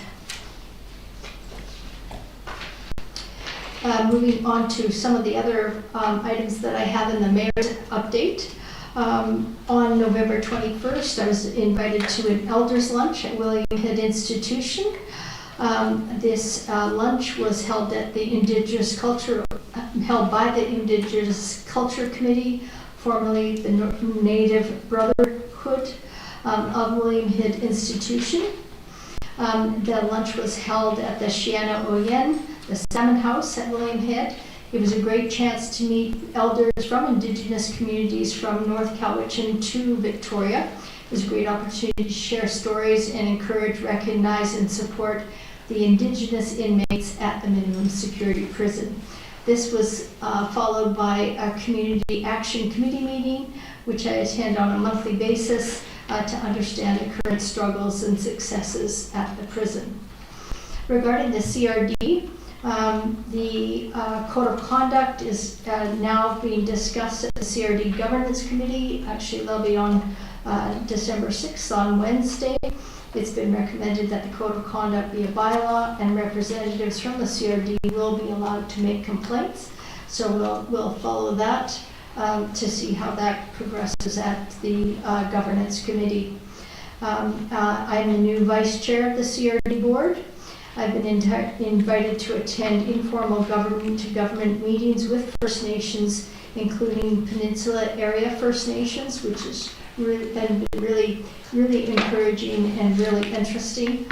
On November 10th, Chair Colin Plant, CEO Ted Robbins, Manager of the First Relations, Caitlin Vernon, Head of Corporate Service Kristen Morley, and I attended a government-to-government meeting with the Pakwachin First Nation in North Saanich. This was an incredibly productive meeting, and we talked about water, housing, and the importance of good communications and relations between the First Nations and the CRD. Regarding the Victoria Family Court and Youth Justice, I'm a chair of this committee. At this month's meeting, we heard from Ms. Cindy Andrews, a director of the Community Partnerships for the Village Initiative. The purpose of the Village Initiative is to engage community and system leaders working in the Sooke West Shore region in a collaborative structure that can identify and address key community issues facing children, youth, and adults through a coordinated response. So the objectives of the Village Initiatives align quite closely with the Victoria Family Court and Youth Justice Committee. The Victoria Family Court and Youth Justice Committee is a delegated CRD commission, and the committee continues to meet at the CRD on a monthly basis to advocate for children and families who come in contact with the court system or are going on the pathway to come in contact with the court system. We also provide a conduit for information from resource agencies on the streets to council members, and we advocate for the resource agencies who work with vulnerable populations of children and youth. And that concludes my mayor's update. Mayor Little, may I ask a question? Sure. Just with regards to the Community Action Committee out at William Head Institution, I know we've been at this table a number of times talking about the traffic at Weirs Beach, and I wondered if you've had an opportunity to talk further about that with the people at the prison. You mean the traffic on the road? Yes, we Yes. had complaints from residents about the speed, people not observing the speed limits and that sort of thing, and I think you were going to have a word with them. Any progress? We talked about it at 2 meetings, actually. The warden has talked to staff about that, and hopefully people in that area will be seeing a reduction in the speeding. Also, we did point out, or I did point out the last time, that the RCMP would also be monitoring that, so that hopefully will be a factor. Work in progress. Thank you. Councillor Pack. Yeah, I also had a question about William Head, and we had spoken previously about one particular man who was an extremely violent child rapist and a murderer who is currently at William Head, and you mentioned you were going to speak to them about having that type of prisoner at a minimum security facility. Mm-hmm. Yeah, so we did talk about this individual. We can't, at an open meeting like this, talk about specifics of a case. However, I have invited the assistant warden or the warden to attend a January meeting, and perhaps you can ask that question in generality at that time. Okay? Okay. So moving along to business arising, we have the Finance Committee recommendations. Councillor Donaldson on page 41. That council approved the West Shore Parks and Recreation Society 2024 budget and requisition as presented. It's moved by Councillor Donaldson, seconded by Councillor Epp. Comments? All in favor? Opposed? Carried. And Councillor Shukin, we have the business arising from the minutes to be considered at the council meeting. Go ahead. Thanks, Mayor. First one is in regards to 1050 Matheson Lake Road, and so move that council request staff send notices to landowners within 60 meters of the property, informing them of the application in the council meeting when issuance of the permit will be considered, and that staff schedule a site visit with council and the property owners. So moved. Moved by Councillor Shukin, seconded by Councillor Donaldson. Discussion? Call the question. All in favor? Opposed? Carried. Go ahead, Councillor Shukin. Okay, in regards to 449 Beefield Road and the rezoning application, that council not require the application to host a public information meeting, to direct staff to refer the application to agencies for comment, to request staff to bring back the proposal and applicable land use bylaw amendment for consideration, and also that staff schedule a site visit with council and the property owners. So moved. Thank you. Moved by Councillor Shukin, seconded by Councillor Donaldson. Question? Yeah, I guess this is one that concerns me quite a bit. We talked about it at our last meeting. And the first thing that bothers me about it, I'm speaking against the motion. I think we can do better. The first thing that bothers me is that we not require the applicant to host a public information meeting. It seems to me that that's lack of openness, transparency with the public. I think it's a big mistake not to learn more about what people might think about such a controversial decision. My second point would be around the environment. I mean, there's the issue of the wells that we heard about earlier. There's a wildlife corridor going through here, is my understanding. The zoning is uplands, which matches much of the area around there. It's split zoning, but the uplands there. Worried about the aquifer. It doesn't meet or satisfy the provincial requirements that we see are coming upon us. So it's not like that we're following the province's lead here. It's a completely different idea, and I don't think it ties in well with what we've seen so far in terms of the province's viewpoints. It increases density contrary to our OCP and council policy. I guess, we're going to have a public hearing on this if we proceed down the line, and I fear that public hearing will be, lead to a bit of an uprising. Councilman Mayor may be eviscerated as a result of moving ahead with something like this. We have no policy basis for it. It opens us up for many other applications for rezoning across the district. I don't see what's so special about it in terms of moving forward in this way. We didn't really hear arguments in support of it at the meeting. Council meant to be a guardian of the community and the OCP vision, and I think we're wandered away from it. We have 2 letters here tonight from residents Wendy Schmeltz and Richard Jensen, who make the points very clearly about the ill-advised proceeding with this motion. And particularly, I guess, the other thing is spending the staff time, spending money, when it seems the opposite of stewardship on our financial front. Okay, anybody else wish to comment? If not, I'll call the question. All in favor? Well, I'm gonna, sorry. Go ahead. Yeah, I'm gonna comment as well. I voted against this motion at the planning committee table, but I did so for 2 reasons. One was because I thought it was premature to launch this particular initiative and get staff involved. Not that I'm necessarily opposed to the rezoning, but I think that there's more information that we could have obtained prior to actually getting staff mobilized on this. And the other thing is, just wanting that site visit as I thought that was the critical step. That said, I just want to voice that I did move it, but I think I will vote against this as well. Okay. Anybody else wish to speak to this? Go ahead, Councillor Donaldson. Yeah, as I recall, this was a bit of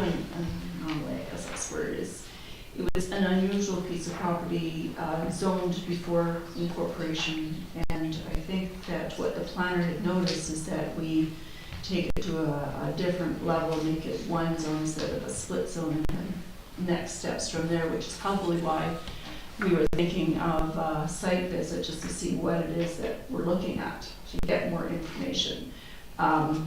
I recall at that meeting bringing up the fact that there is a well on the property, and I do know the neighborhood, and there's a row of neighbors right beside it, again, about the time of incorporation, where they were split off into smaller parcels of land. You can see it quite clearly. There's I think 3 that are panhandled, and then the 3 adjacent to them. So it would be very interesting to actually have a site visit, because I do know that the lay of the land does start to change at the end of that road compared to where those 6 panhandles are. That would help to make a more informed decision, I think. As far as the what's coming from the province, we have no idea how things are going to be from Chosen at this point in time.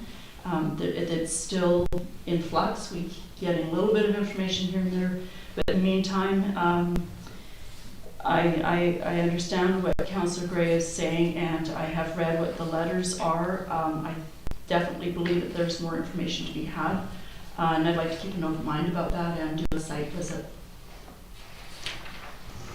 Councillor Epp, do you wish to speak to this? I did support the motion because there's this particular property is 2 different zonings on it. And I felt that, moving forward could get more information. That doesn't necessarily mean we would approve it, but at least to get more information on exactly, how that zoning is going to work on that particular piece of property. Go ahead. Go ahead.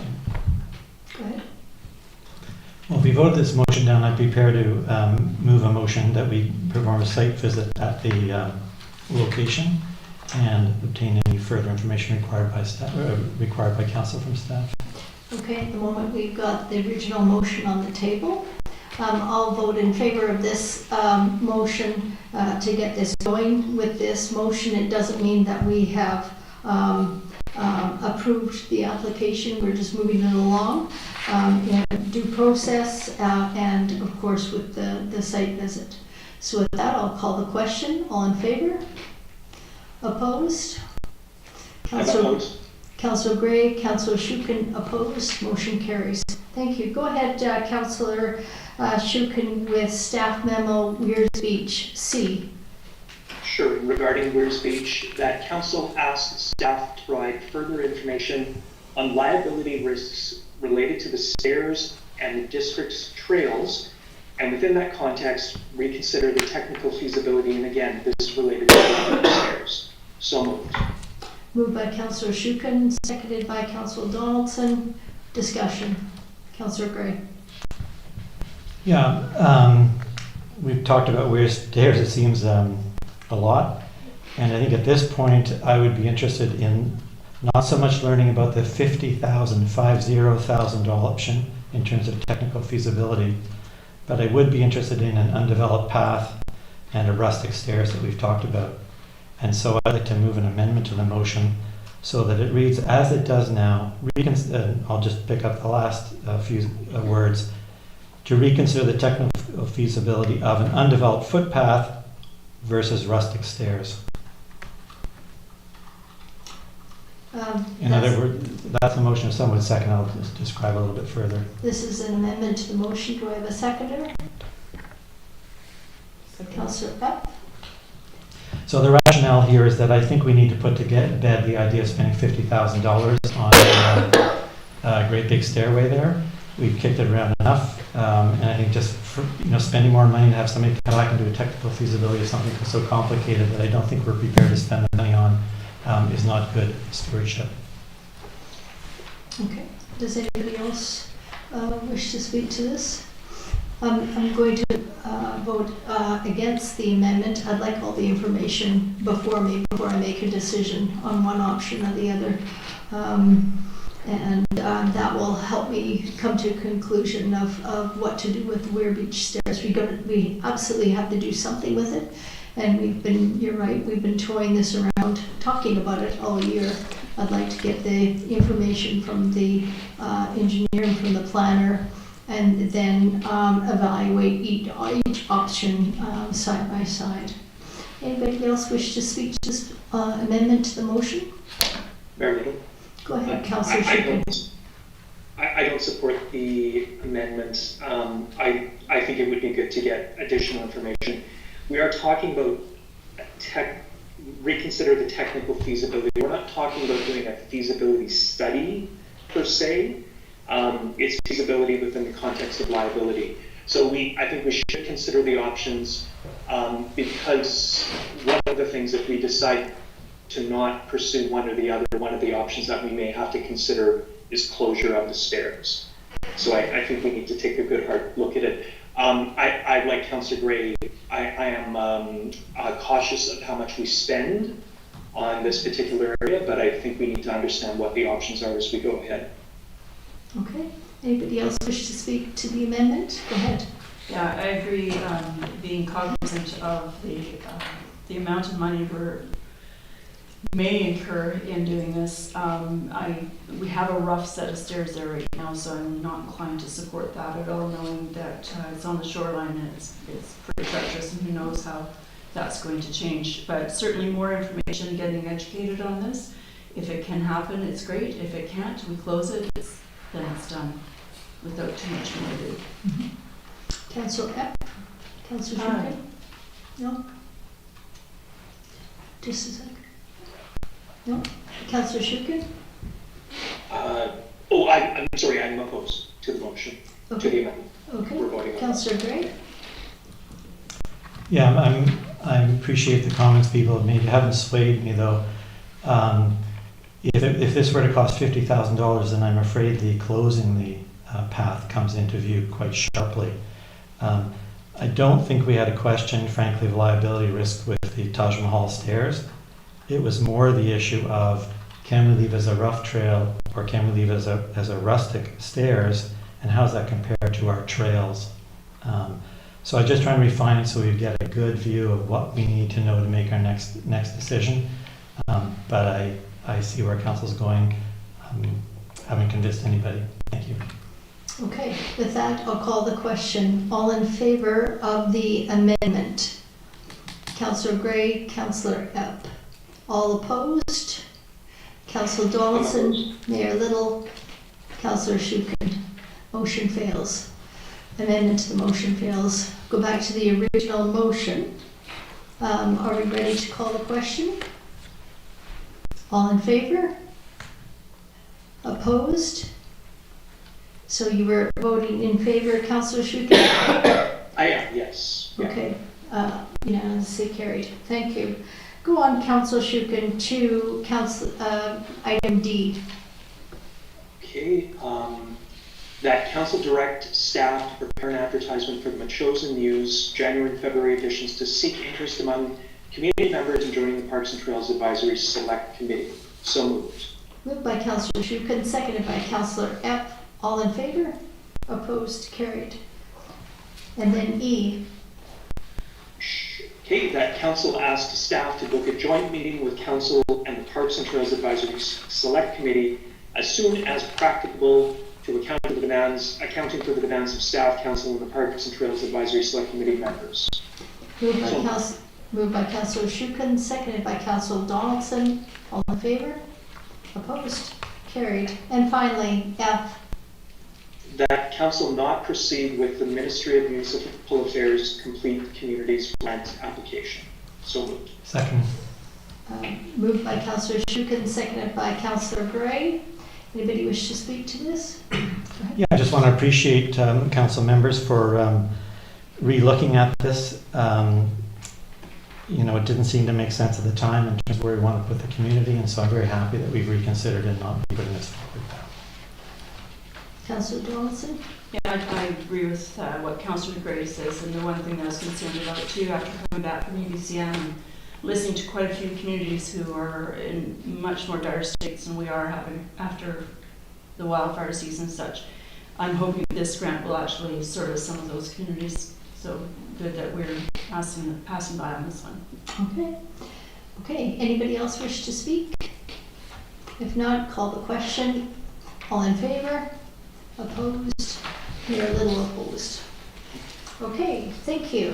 Thanks, Councillor Shukin. And then Councillor Epp, on page 45, we have the business arising from, sorry? I think I need to recuse myself. Okay. On this. Yep, go ahead. Due to the fact that I could be in a perceived conflict of interest as it is in my neighborhood, the topic of Coleridge. Okay. Let me use my office.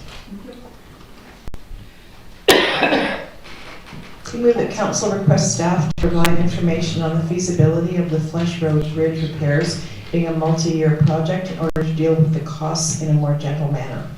Moved by Councillor Epp, seconded by Councillor Gray. Councillor Epp, do you wish to speak to this motion? Well, I actually think this was your suggestion, so maybe you should comment on it. Yeah, I just thought it was a good idea to get some information from staff on whether we can do the repairs. There's 4 abutments on the bridge that need to be repaired. Perhaps we could take 2 this year and then 1 the next year and 1 the other year. I'm not an engineer, so I don't know whether that is feasible, but it's certainly from a budgetary point of view that would be a reasonable way to proceed. Councillor Gray. Yeah, and I'd like to propose an amendment to this motion that we add the words that removal or, so that the full motion would read that council requests staff to provide information on the feasibility of the Flesh Road Bridge removal or repairs being a multi-year project in order to deal with the cost in a more gentle manner. If I have a seconder, I'll speak to it. I'll second it. Moved by Councillor Gray, seconded by Councillor Epp. The reason for adding these words is that simply the cost of removal, the cost of repair are roughly the same. It could be that we would prefer to repair it if we find that we can't remove it in pieces, or the other way around, in terms of getting this multi-year approach. Yeah, I think the cost of removal was substantially more than the cost of repair, if I remember correctly. Even if we were to remove it, we would have to account for the CRD water and the Fortis gas, and tunneling underneath the bridge is, or sorry, tunneling underneath the creek is not a very environmentally sound way to go about it. That's why I had suggested this the other night. So that's a motion by Councillor Epp. I'll second that motion. Councillor Shuken, go ahead. Thank you, Mayor Little. I'm a bit torn on this one because, you know, consistent what we were talking about even with Weir Beach is getting a sense of the full cost. But this one, I'm betting this particular study is likely going to involve engineer time. I'm a little reluctant to, probably even consulting engineer time, like external engineer consulting time. I'm willing to support this, but I have to say it's interesting because the removal of the bridge is actually bound to be in some ways more complicated, far more complicated than the repair of the bridge, as based on the information that we've seen to date. But I will support the amendment.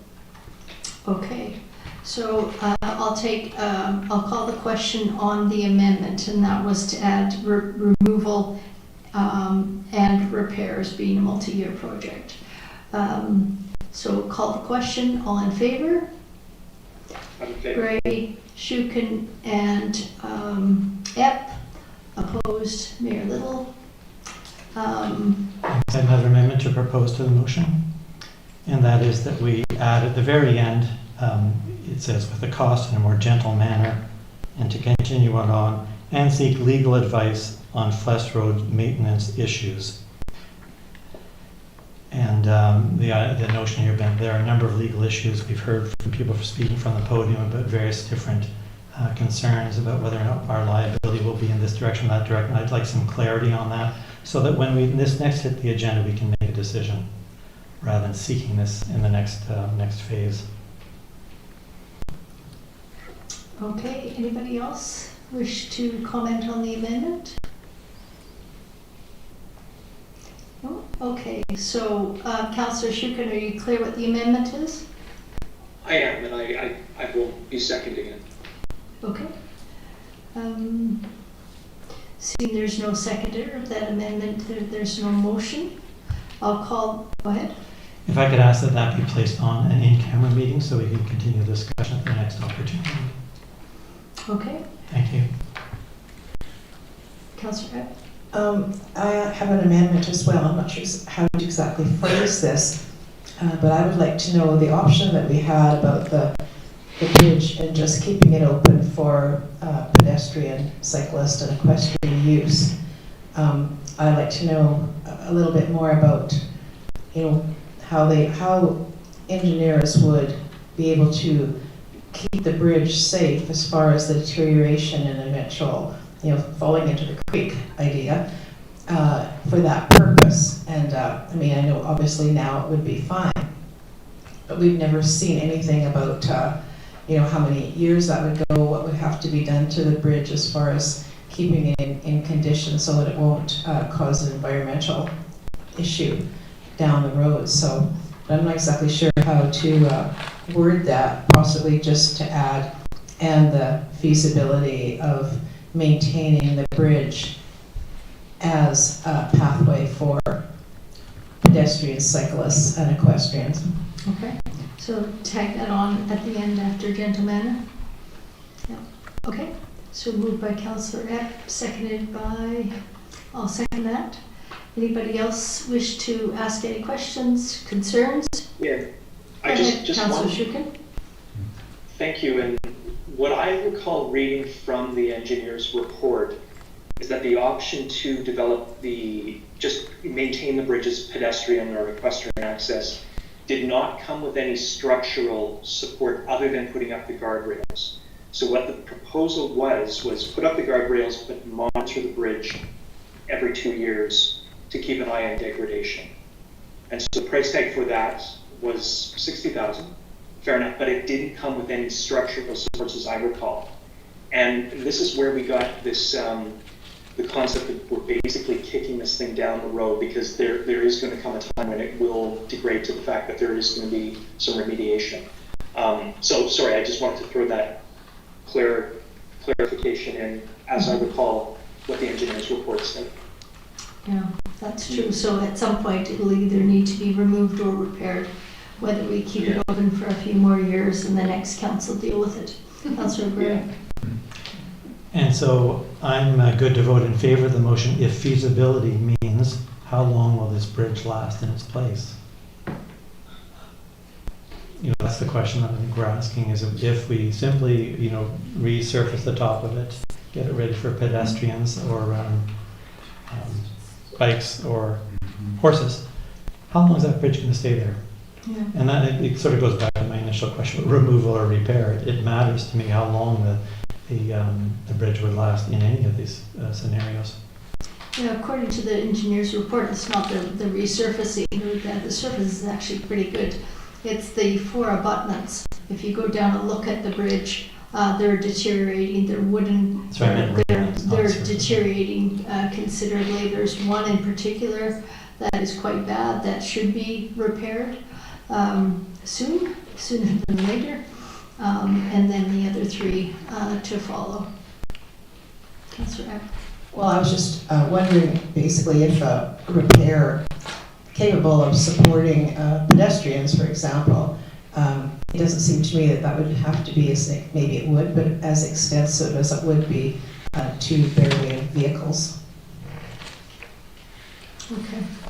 Okay, so this is an amendment to the motion, adding on some words at the end regarding the feasibility of maintaining the bridge as a pedestrian foot passenger bridge.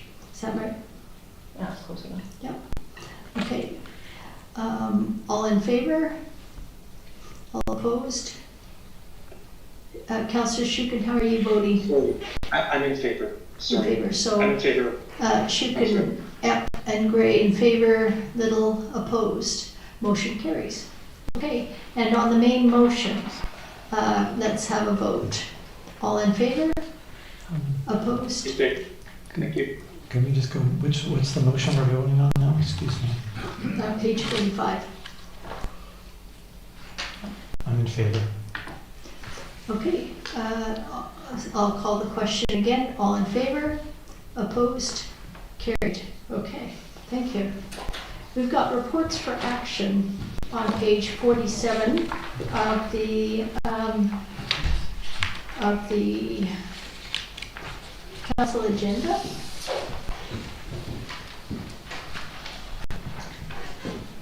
Oh, hi.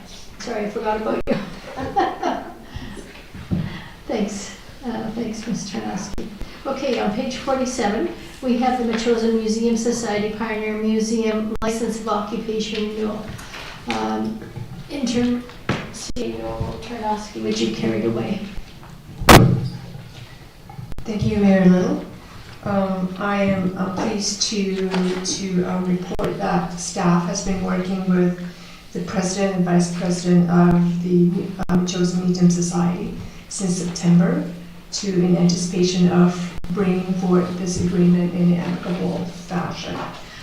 So through our discussion, the society has agreed to, if you recall from the last renewal a year ago, there was a discrepancy between a 5-meter or 8-meter pathway, if you will, between the properties of the museum and the Equestrian Society. So the president and vice president have come to an agreement that they're in agreement with the 5 meters. So, and in addition to that, one thing very important to note is that the society has been using a room that is on the main floor, I guess, of the school. It's a small little room for the purpose of archiving and storage of their materials. So in this lease, we have included that room in the lease agreement as well. So that moving forward, that's clear and understood to everybody that the room is being used for that purpose. And also, a last point to note about this is you'll notice that the term of the agreement is a little bit off. It's not, it's of course not 1 year, but it's also not the usual 5 years. And this is for the purpose of aligning the agreement with the Schoolhouse Museum, so that those two agreements will expire at the same time as opposed to different times. Okay, thank you. Could you comment on what the equestrians, both Stella French and Ayla Zylet, were commenting regarding the bolded red rectangle of the museum property and the angled picket fence, which is within the corner of the and at the southwest end to be maintained and perhaps defined in the easements? So that really just is a question of where around the corner of the Museum Society where the horse trailers we need that extra bit of angle access allowance for them to be able to make the turn with the trailers. So this is the reference to that. My understanding by speaking with the Museum Society's president and vice president, that's never been an issue of the Museum Society not permitting, obviously, the questions to use that when they're driving the trailers. Okay, thank you. And also not only equestrians, but the emergency first responders as well. And that's indicated by the dotted line in the Schedule A of the Metchosin Museum Society diagram. Okay, so we have this here. Oh, sorry. Go ahead, Councillor Shukin. Yeah, thank you, Mayor Little. A question to Ms. Tarnowski through you. I did have a chance to connect with Mr. Harris and Ms. Van Manen, the president and vice president of the Museum Society. They passed on their thanks for the hard work that you and Ms. Hanson did to get the lease going. And I hate to throw any sort of wrinkle into this. But I do recall that corner was one of the big controversies early this year, led to the 1-year agreement that we're now trying to renew. But is there any harm, and I hate to be amateurish about this, but redoing the lease so that it does take into account that diagonal area that allows for the parking, that allows for the movement of traffic. And one of the reasons why I asked this is that this is a longer term lease now. And the amiability that Mr. Harris and Ms. Van Manen are showing, who knows where it's going to be 2 or 3 or 4 years now. And this again was the source of controversy because there was a desire to expand the museum within its current within the footprint. So I just wonder if there's a way of sort of direct, reconfiguring the lease boundary so it does take into the curved area. Yeah, Councillor Shukin, just to remind you that the controversy was mostly due to the discrepancy in the 5 meter distance, 5 meter versus 8 or 8 meters. And so that was most of the controversy. The other one, as I see the map on Schedule A, it is demarked there. Do you not see that? Well, I do. Yeah, it's the dark line that identifies the lease, the museum sort of footprint, if you will. Councillor Gray. Thanks, Councillor Shukin. Thank you, Mayor Little. I think the if memory serves right, the roadways are meant to be used by the public, so there's no, and a number of the leases overlap on roadways. So I'm not sure there's any changes needed here. If the understanding is simply that roadways aren't to be built on, then nothing should get in anybody's way. The alternative would be, I guess, look at all the leases as we suggested last year and remove all the roads so none of them are license of occupation. Okay, Councillor Treat them all the same, basically. Yeah, I wouldn't want to change all of this this lease, but I'm just wondering if we could make an amendment where we can actually, before it gets signed, if we could just make an addition that there's an agreement that angle kind of stays there for the trajectory of vehicles, all vehicles, even the farmer's market, people kind of come and go through there. Recognizing that the bolded line is actually the leased area of the museum. Glad to see that it's shaped out like it is, and appreciate that it is staying at where the picket fence is, but the angle of that picket fence can remain the same as the museum has accommodated. We can just have that actually documented. Okay. I can't see why that would be a problem. So, Ms. Tarnowski, just so there would be some notation here that there is a angled here on the lease agreement before we have it signed. I'm looking to the president and the vice president and not seeing a lot of objections to that. I don't think so. Actually, how about you come to the mic and then we don't have to come back to another meeting. Thank you. Judith. Judith Van Manen, Vice President. We've been working on this for some time, and we're really hoping it can move smoothly ahead, because we also want to keep the old barn books open all year. And if we don't have our license, we can't function with the old barn books. So I'm just hoping if we do add this amendment, it can move smoothly ahead with the signing. Yes, we could. There was always an understanding that this was a roadway that could be used absolutely by emergency vehicles and by the equestrians. That's always been our understanding. Okay? Okay, thank you. Actually, I don't think it is a roadway. I think it's all... It is a thoroughfare. It's not an actual road, but it's a thoroughfare for all vehicles. Everyone that visits the property. Okay, so I am seeing nobody else wants to talk. I would like to move along to the options that we have here. Now, go ahead. I just have one more query regarding the financial implications to do a survey. Is this something we are considering or no? Oh, sorry. So that is something that we're not considering at the moment just because of the cost.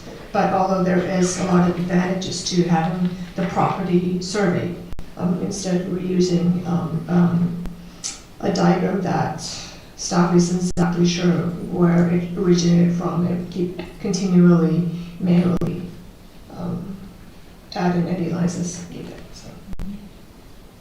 So I just wanted to expand on why I was inquiring about that. It's certainly the cost, because it could be more than that. But in the spirit of collaboration, and I think we've seen that this last year with the groups involved, but that I'd suggest that we continue to work with all the leasers on our properties together, and with their council liaison of the Metchosin Grounds Group, that when things like this come up, that we continue those open conversations, collaborate and find solutions as we have. I don't see a need for a survey because I do believe that in time some of these lease situations may change. Hopefully they won't, because I think all of these groups are of great value to our community, but we never know. So that we understand that we share all the allotted spaces on municipal grounds. They don't belong to anybody but the taxpayer, but we share them, and nice to see that we've got some bolded lines as well, and that there's some ebb and flow. But to keep those communications flowing with their liaison, and it's worked quite well this last year. So I appreciate that with staff's cooperation as well. Thank you. Anybody else wish to speak to this? Councillor Eck. Yeah, I'd just like to ask Mr. Tarnowski if there's a way that we can make this recommendation for option 1 with a few added words or about that corner, or how can we do this to get this done tonight?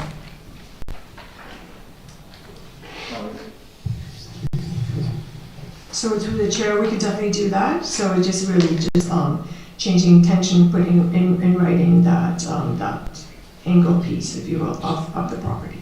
and then we can go ahead. Other than that, that would be the only change. And in essence, in spirit, the agreement is ready for signature. So if we just do that little change, and then the mayor and myself can sign the agreement. So is that an amendment then, or do we need to have a separate motion on that? That would be an amendment. What are we calling it? I'll move an amendment. To Schedule A. Yes, to option one. And the, if I may give you a hand here. Yes. So an amendment would be to include a definition of the dotted line at the southwest corner of the diagram in Schedule A. Oh, actually, is it south? Yeah, southwest. Yeah. Yeah. Okay. Anybody Okay, else? so Ms. Hanson, do you have that Yes, I do. amendment? Just, just approve the license of occupation as amended. Okay, so I will move that council approve the license of occupation with the Metchosin Museum Society for the lease of Metchosin Pioneer Museum for a 4-year term from January 1st, 2024 to December 31st, 2027 as amended. Moved by Councillor Epps, seconded by Councillor Shuken. Anybody else? I call the question on the amendment. All in favor? Opposed? Carried. And the main motion is just option 1. Everybody understand that? Moved by... That's right. If I may, I thought we just passed that motion as amended. You don't have to do the, you just... the motion as amended. As Okay. amended, yes. Okay, good. Okay. There we are with the staff report. Moving on to the CRD Enforcement Services Agreement on page 63. This was a report to council from the interim CAO. So this report is before council for the renewal for the contract services with the CRD by law enforcement, as well as for animal control agreements. So this agreement is for 3 years with the option to renew for an additional 2. So as is for 3 years, it expired December 31st, 2026. And if council at that time wishes to extend for 2 years, it's now about taken to December 31st, 2028. I just want to speak a little bit about the financial impact on this agreement. So there are 2 parts that have been revised to reflect our not only historical hours of usage, but also the rate that's being charged by the CRD. So it has increased from $85.21 for 2022 to $97 going forward for 2024. And also, in addition to the additional increased hourly rates, you can see from the historical uses is that it has been a little bit higher than what we have been paying. So for conservative purpose, we are going forward, we're going to pay a minimum of 250 hours for the year, with the understanding that if the actual usage exceeds that, we will obviously be paying for the actual hours. So we're just budgeting 250 hours for 2024 going forward, but again, based on the actual usage, then that contract value will obviously go up. Okay, Councillor Gray. I'll move that council approve the CRD bylaw enforcement services agreement and authorize the mayor and CAO to execute the agreement on behalf of the District of Metchosin. This is moved by Councillor Gray, seconded by Epp. Any other discussions? Councillor Donaldson, then Shuken. Just had a question under number 1 with the financial impact. Bylaw enforcement service agreement where it says minimum hours of service per year increased from 180 to 250. And then the list below, I don't see anything that says 180, but I do see the average of 250. So I'm not sure where the 180 came from. So that was the 180 was the hours that was in the previous contract. So it does say there's the minimum hours that we will pay for. Okay. So it's 180, but you could see from the historical usage that it has exceed 180 specifically. Yes, yeah, that's good clarification. Thank you very much. Okay. And Councillor Shuken. Thank you, Mayor Little. I have to confess I was a bit surprised to see this on the agenda now. I thought we had another year before we were renewing. That's no worries there, but I do support this and I will vote for it. What I do, in past, there's been discussion about Chosen hiring its own bylaw officer. When you actually see the rates and the flexibility to some degree that we have with the CRD, there is a financial, there's a financial benefit to this arrangement for sure. But I also notice there's some flexibility to if we somehow decide to take a new approach with bylaw enforcement. The one thing I will notice is if you look at the CRD covenants in section 4, it does say upon request the bylaws, enforce the bylaws according to the policies of council. And I should remind everyone that we do have a bylaw enforcement policy that does identify not only enforcement levels, but some of the criteria that go into selecting enforcement. So for example, repeat offenders, environmental harm, those are listed in the policy as things you might consider in terms of identifying fines and penalties for bylaw offenses. So thank you very much, and I will vote in favor of this. Councillor Grant? Yeah, thank you, Mayor Little. I appreciate what Councillor Shuken is saying about the past discussions of doing this on our own. 250 hours of service, though, is only 0.15 of an FTE. So it's pretty hard to run that locally. I think we're better to be part of a large group where we can hire full-time people who know our bylaws and can do all that sort of work. So I'm still voting in favor. Okay. Anybody else wish to speak? If not, I'll call the question. All in favor? Opposed? Carried. Thank you. Thank you, everybody. Okay, we have another. Oops. Second one, I move that council approve the CRD Animal Control Services Agreement and authorize the mayor and CEO to execute the agreement on behalf of the District of Chosen. Thank you. Thank you for the correction. Councillor Eck and Councillor Donaldson. Okay, this is to execute the agreement. All in favor? Opposed? Carried. Thank you. So we have another report from the interim CAO regarding the Accessible BC Act, municipal requirements. Thank you, Mayor Little. I would move option 1. I can read it out if you want, and if there's a second, we can discuss. Do you need me to read it out? Yep, that's fine. This option 1 is moved by Councillor Shuken, seconded by Councillor Donaldson. Okay, I'm just going to turn this over to interim CAO. Thank you, Mayor Little. So this report is before council to provide an update on the sub-regional Capital West Accessibility Advisory Committee and to ensure that the district is meeting the legislative requirements as set up by the Accessibility Act of BC. So which is to establish an Accessibility Advisory Committee, to develop an accessibility plan, and to establish a process for receiving public feedback on the plan, and lastly to receive feedback on the plan as well as barriers that people face in interacting with local government.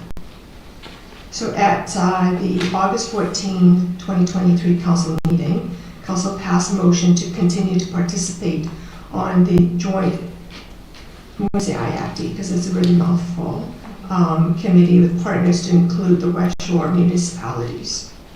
And to date, so 6 of the 7 municipalities have joined the Capital West Accessibility Advisory Committee. So that is all the communities within the West Shore with the exception from the Chosen. So the city of Colwood was the most recent municipality to join the advisory committee, and that's on November 14th. So the advisory committee, so the Capital West Advisory Committee had its first meeting on November 22nd. and with the proposed timeline of the next steps. That's included in the staff report. You'll see that in the report itself. So it is expected that a final draft accessibility plan will be brought forward to councils, so the 6 councils at the moment, by December 2024. And the committee will then transition to a community-based committee starting in 2025. So from today's report, so staff is seeking council's endorsement for Metchosin to join the Joint Advisory Committee to ensure that Metchosin is meeting the legislative requirements as set out in the Accessibility Act. Okay, thank you for that. Do I have any comments or concerns regarding this? Councillor Gray. Just a question. You know, this is the 3rd time this exact same issue's been back to council. We sort of flip-flopping. It looks like now the energy is to move with the Intermunicipal Advisory Committee. Previously, Mayor Little, you'd been highly recommended IACTI to do the job. Why would we move away from IACTI at this point? I know you worked at it for the other mayors and you talked to the districts and talked to IACTI quite a bit, and that got us to vote in favor of IACTI. Where are we at? What's IACTI not able to provide, or what happened? It is with reluctance that I'm moving away from my decision to have IACTI as our accessibility committee because we just can't do it Metchosin alone. It's not feasible. It doesn't make sense. It increases redundancy in the system, which the legislation purposely says it doesn't want redundancy. And so I'm going with the path of least resistance here, and the path that looks like the good path in the interim.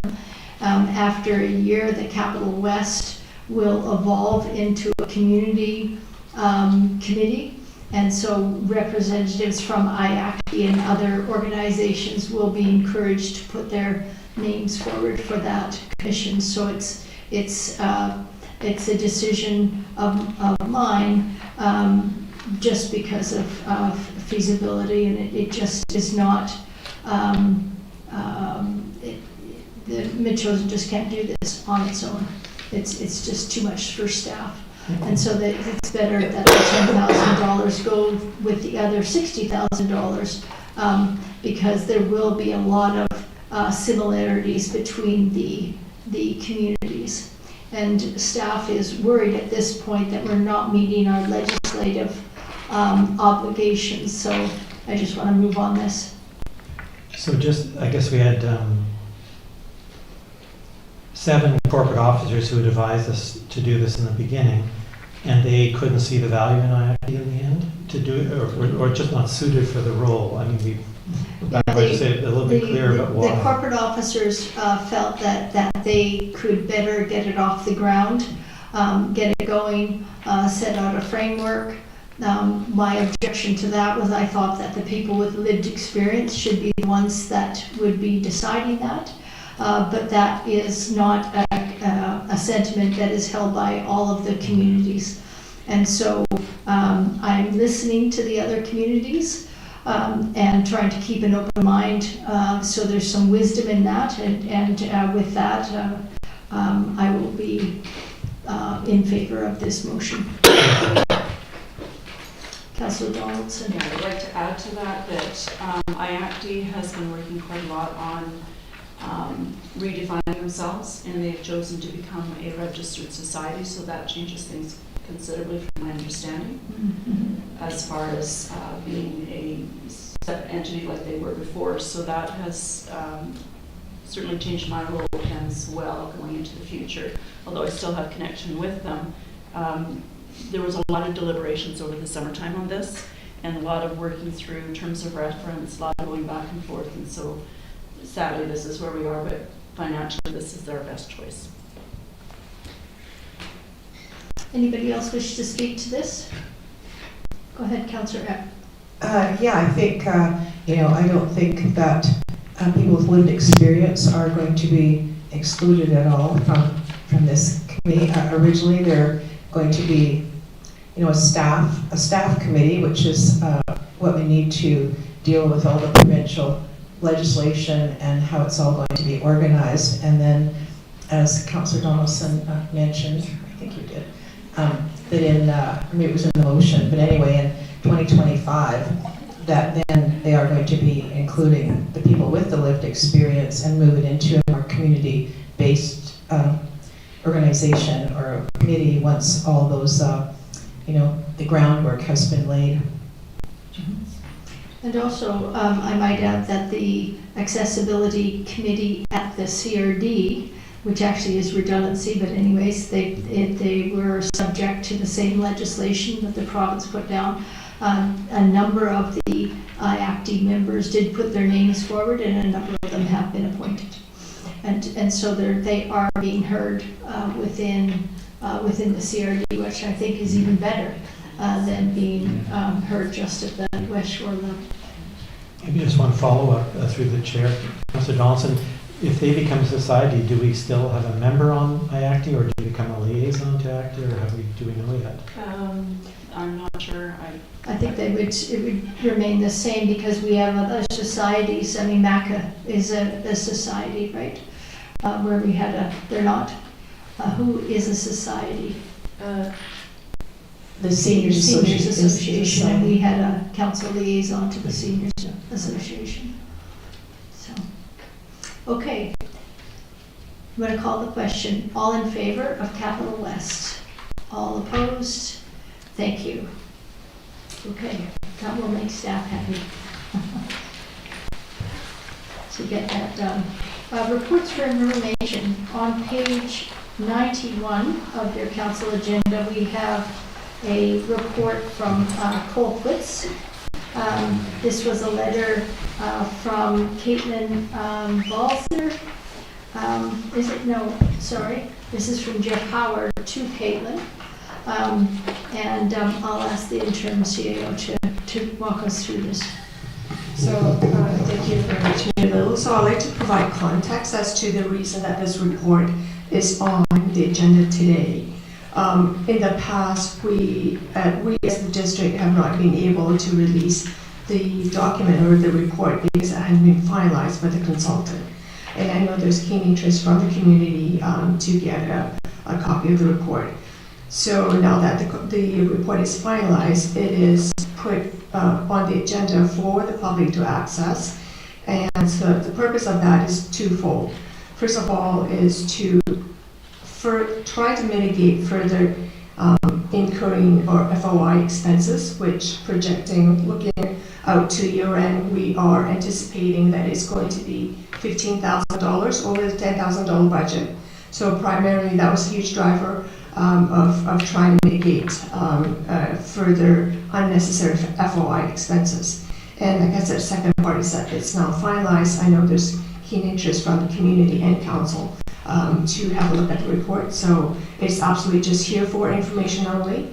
I'd also wish to let you know that the engineer, myself, met with the engineer from Langford last week. So we have been brainstorming and playing around with different formats and to come back to council in January. That's what we're aiming for, to answer all the questions and the motions that have been passed by council recently relating to approvals and questions of the quality of the water that's going to flow into the creeks in the Chosen.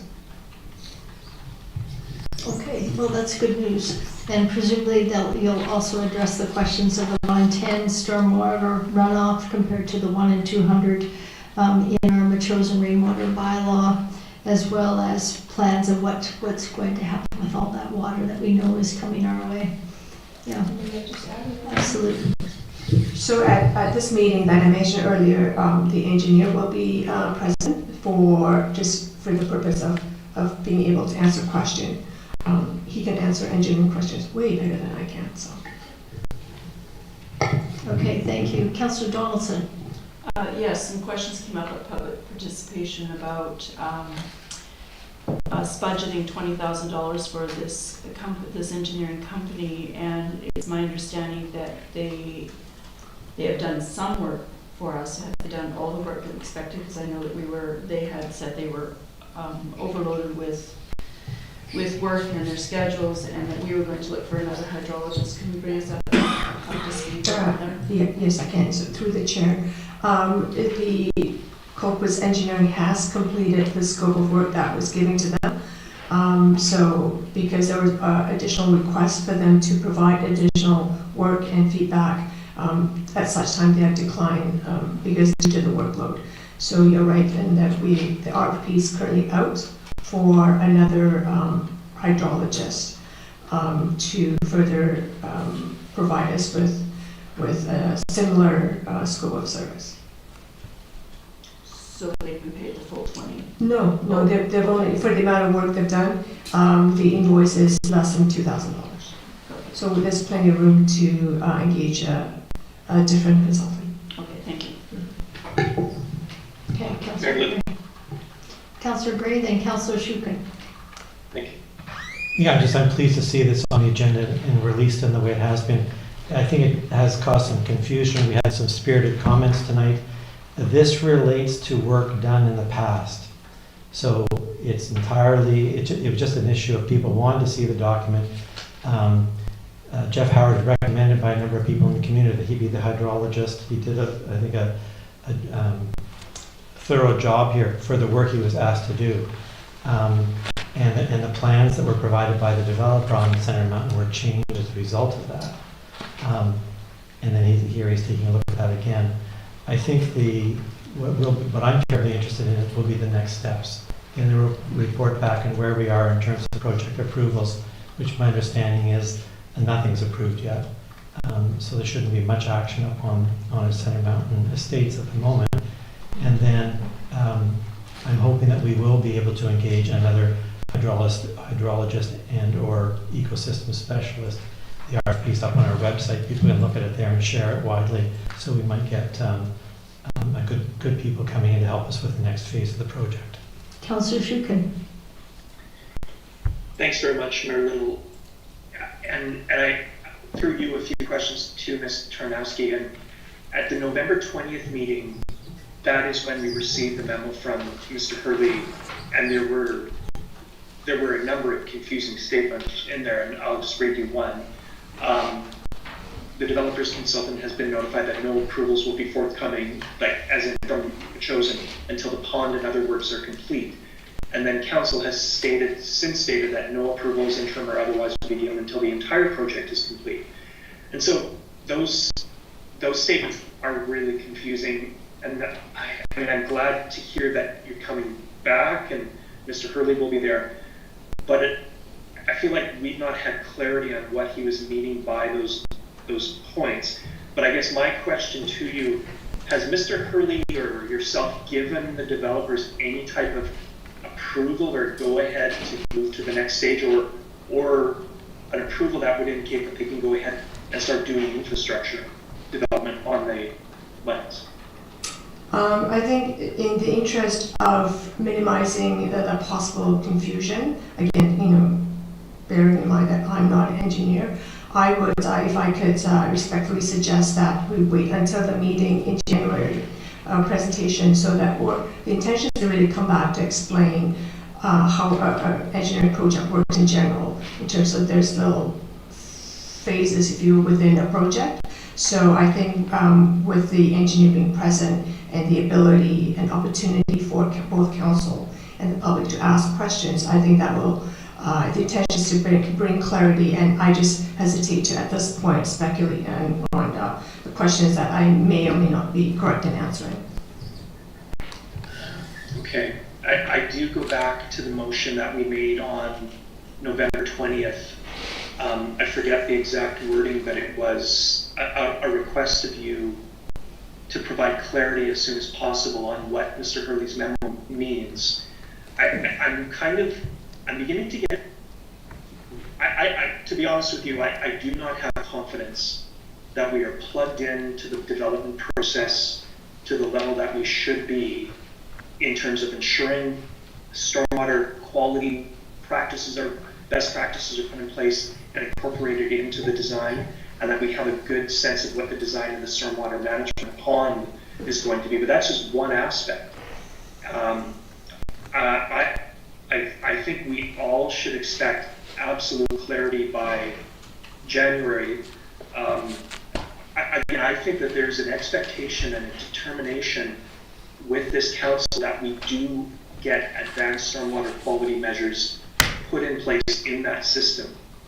And I worry there's a clash of there's potential clash of expectations and understandings, and I'm worried about that.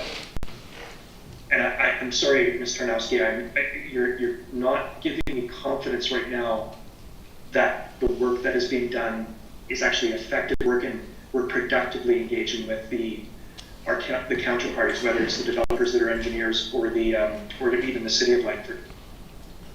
Perhaps more so, it seems, with the City of Langford, there's something, but it's really the developers and their engineers who really seem to matter.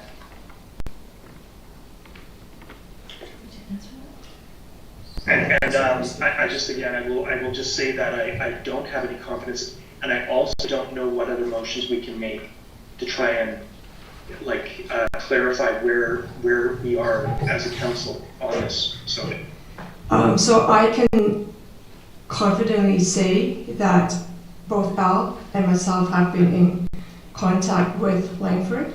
We have spoken at length.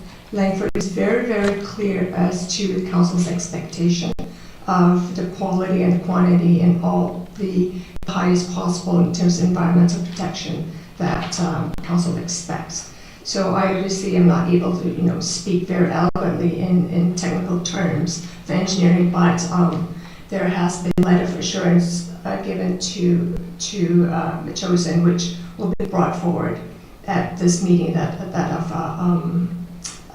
mentioned previously, of all the technicalities or initiatives that they're putting in place to address the quality of the runoffs that will be discharged into the pond. So, I'm not sure how else I can tell you, because I obviously am not an engineer, but I can assure you that there is constant and very in-depth discussion between both engineers, our engineer and the Langford engineer, as to this project. Langford is very, very aware and of what Metchosin Council is expecting from this project.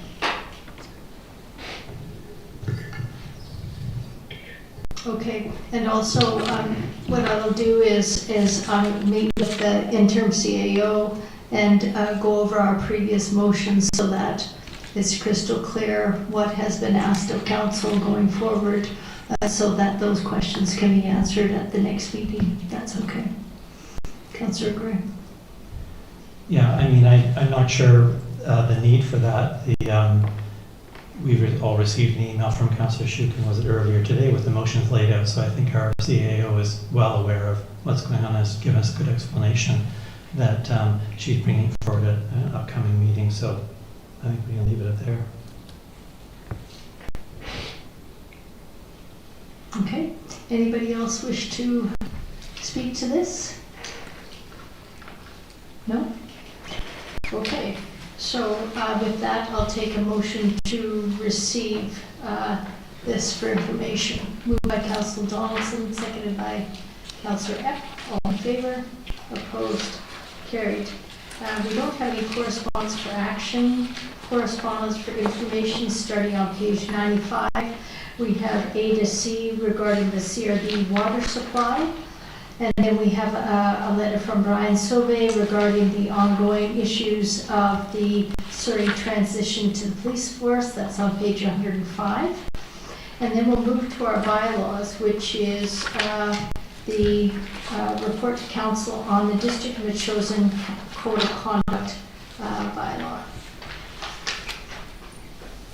Ms. Tarnowski. So thank you, Mayor Little. This report is in front of council, is to asking council to consider giving second reading to the Code of Conduct. So you will see on the report that the concerns that were expressed at the previous council meetings first reading, so you'll see that was the concerns that were expressed. That's shown on the report in 107 is points that were discussed by council is concerns council's access to staff, flexibility on mayor to seek legal counsel on certain issues. And I'm not going to go through the list, but these are really just the issues that have been brought up previously. So given, it's just back again with the intention of looking for council to give second reading, and we can move this report and adopt eventually the adoption of the bylaw. Okay. Councillor Epp, or sorry, Councillor Gray. I move that council give second reading to District of Metchosin Council Conduct Bylaw number 682, 2023, and continue discussions related to the bylaw. Moved by Councillor Gray, seconded by Councillor Epp. Do you wish to speak to this? Yeah, I think once we get second reading done, then we can talk about amendments if there are any. Councillor Donaldson? Yeah, I just have a question on the page of the report where it says, at the bottom of that list, where it says conflict of interest, section 22 to 25, and then it's got the clarification as to council members seeking independent legal advice or the CAO putting costs related to conflict to ensure validity of bylaws and solutions. I couldn't really find that, but I'm just wondering if that is the same as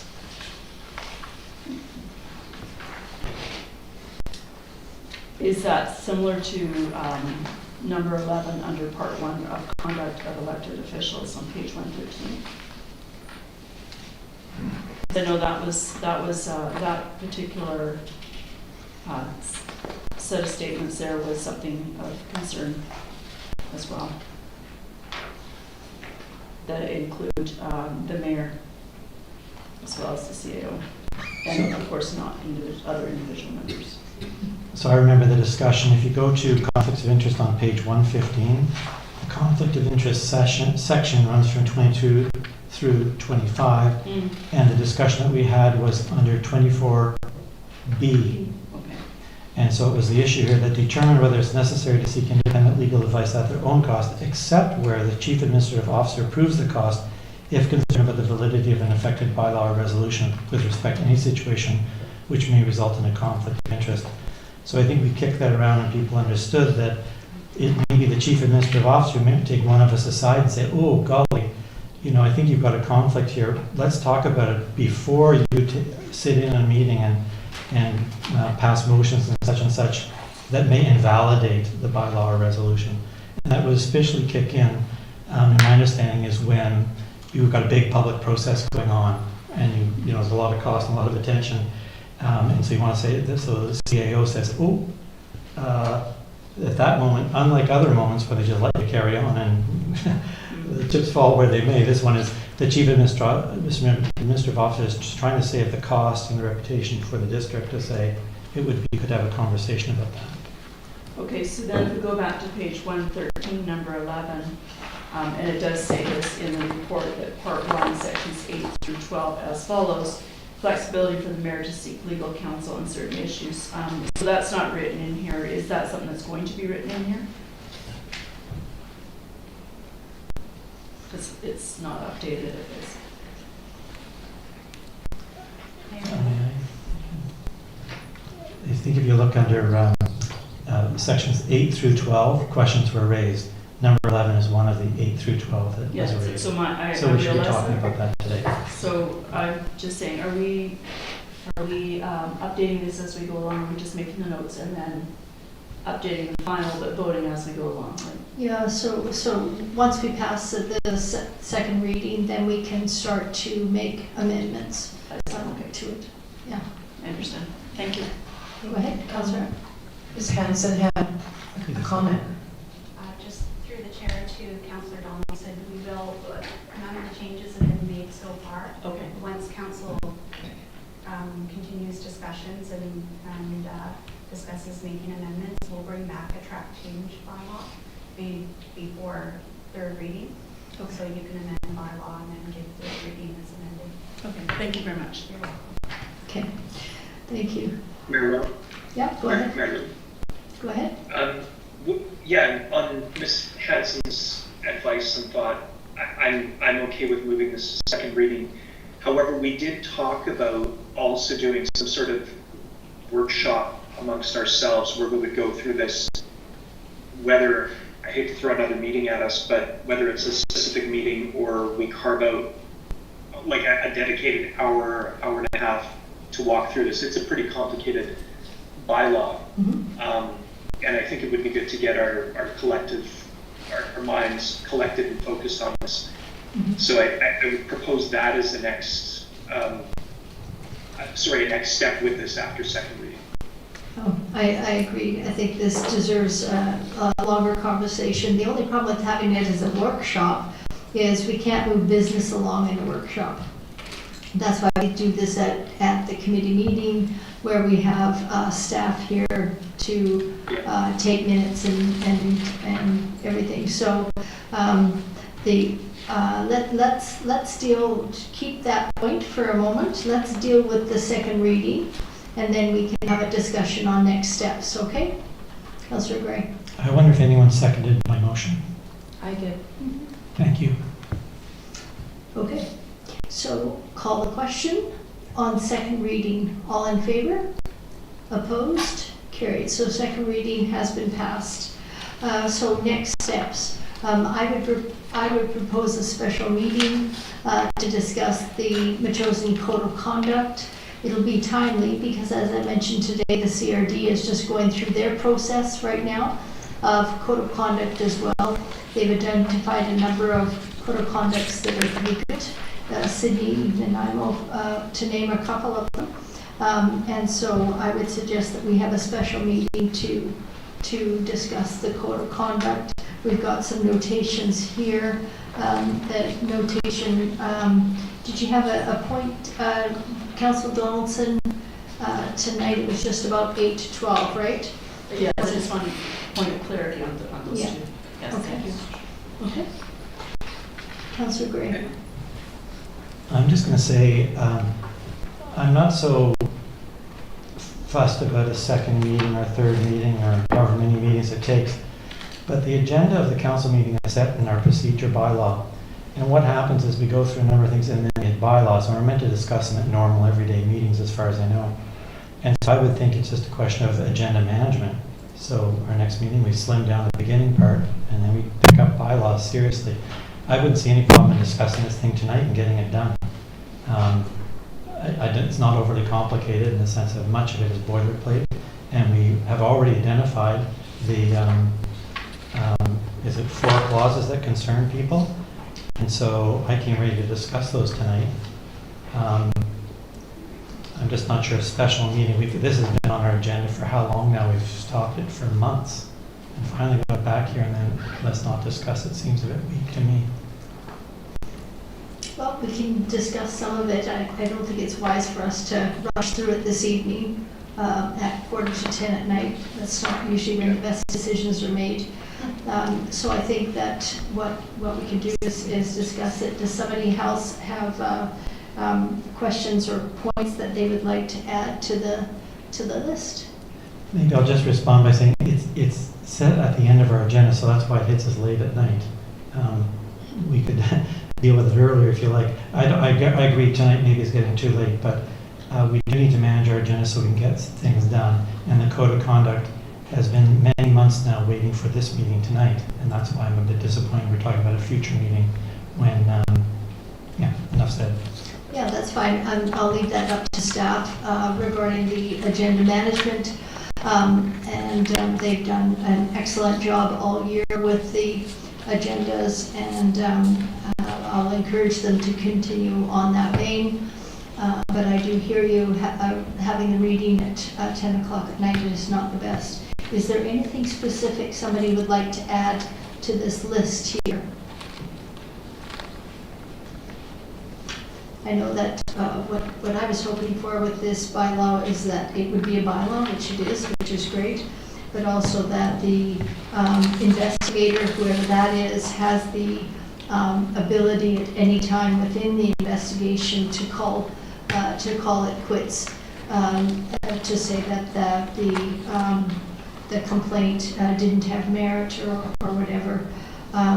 And And so I'd like something specific to that in here as well, to give the flexibility to the investigator. Anybody else? Councillor Gray.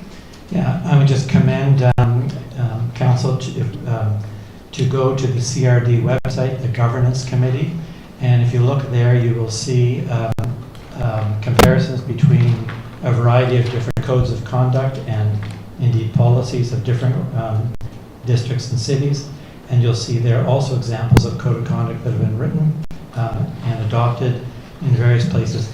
And you will see if you're dissatisfied with any of the clauses 8 to 12, you can pull off of that website a replacement clauses which deal with exact same issues but slightly different wording. So we of course have a primo legal counsel who've written many of the sounds like code of conduct around the province. And but anyway, there's a menu of alternative wordings for exactly the same issues 8 through 12, and indeed, I think you'll see there that all of those clauses should remain in one form or another if we're to follow the model of UBCM, Nanaimo, Vancouver, etc. But anyway, great site to look at. Thank you. Just to note that the clauses 8 to 12 were not designed by our legal counsel. That was something that was added back in by staff from our previous code of conduct. So that wasn't from the legal or primo, as you called it, legal counsel. Councillor Epp or Shukin, did you want to add anything to this at this moment? No? No, I'm good. Thank you. Okay. So we've done the second reading. I don't think we need to do anything else. No, regarding that. There's no other business. The question period is where it's after 9:30, so we won't have one. I'll take a motion to adjourn. Moved by Councillor Donaldson, seconded by Councillor Epp. All in favor? Opposed? Carried. Thank you. Everyone, thanks so much, and we'll see you on Thursday. Good night in Calgary. Good night. Okay.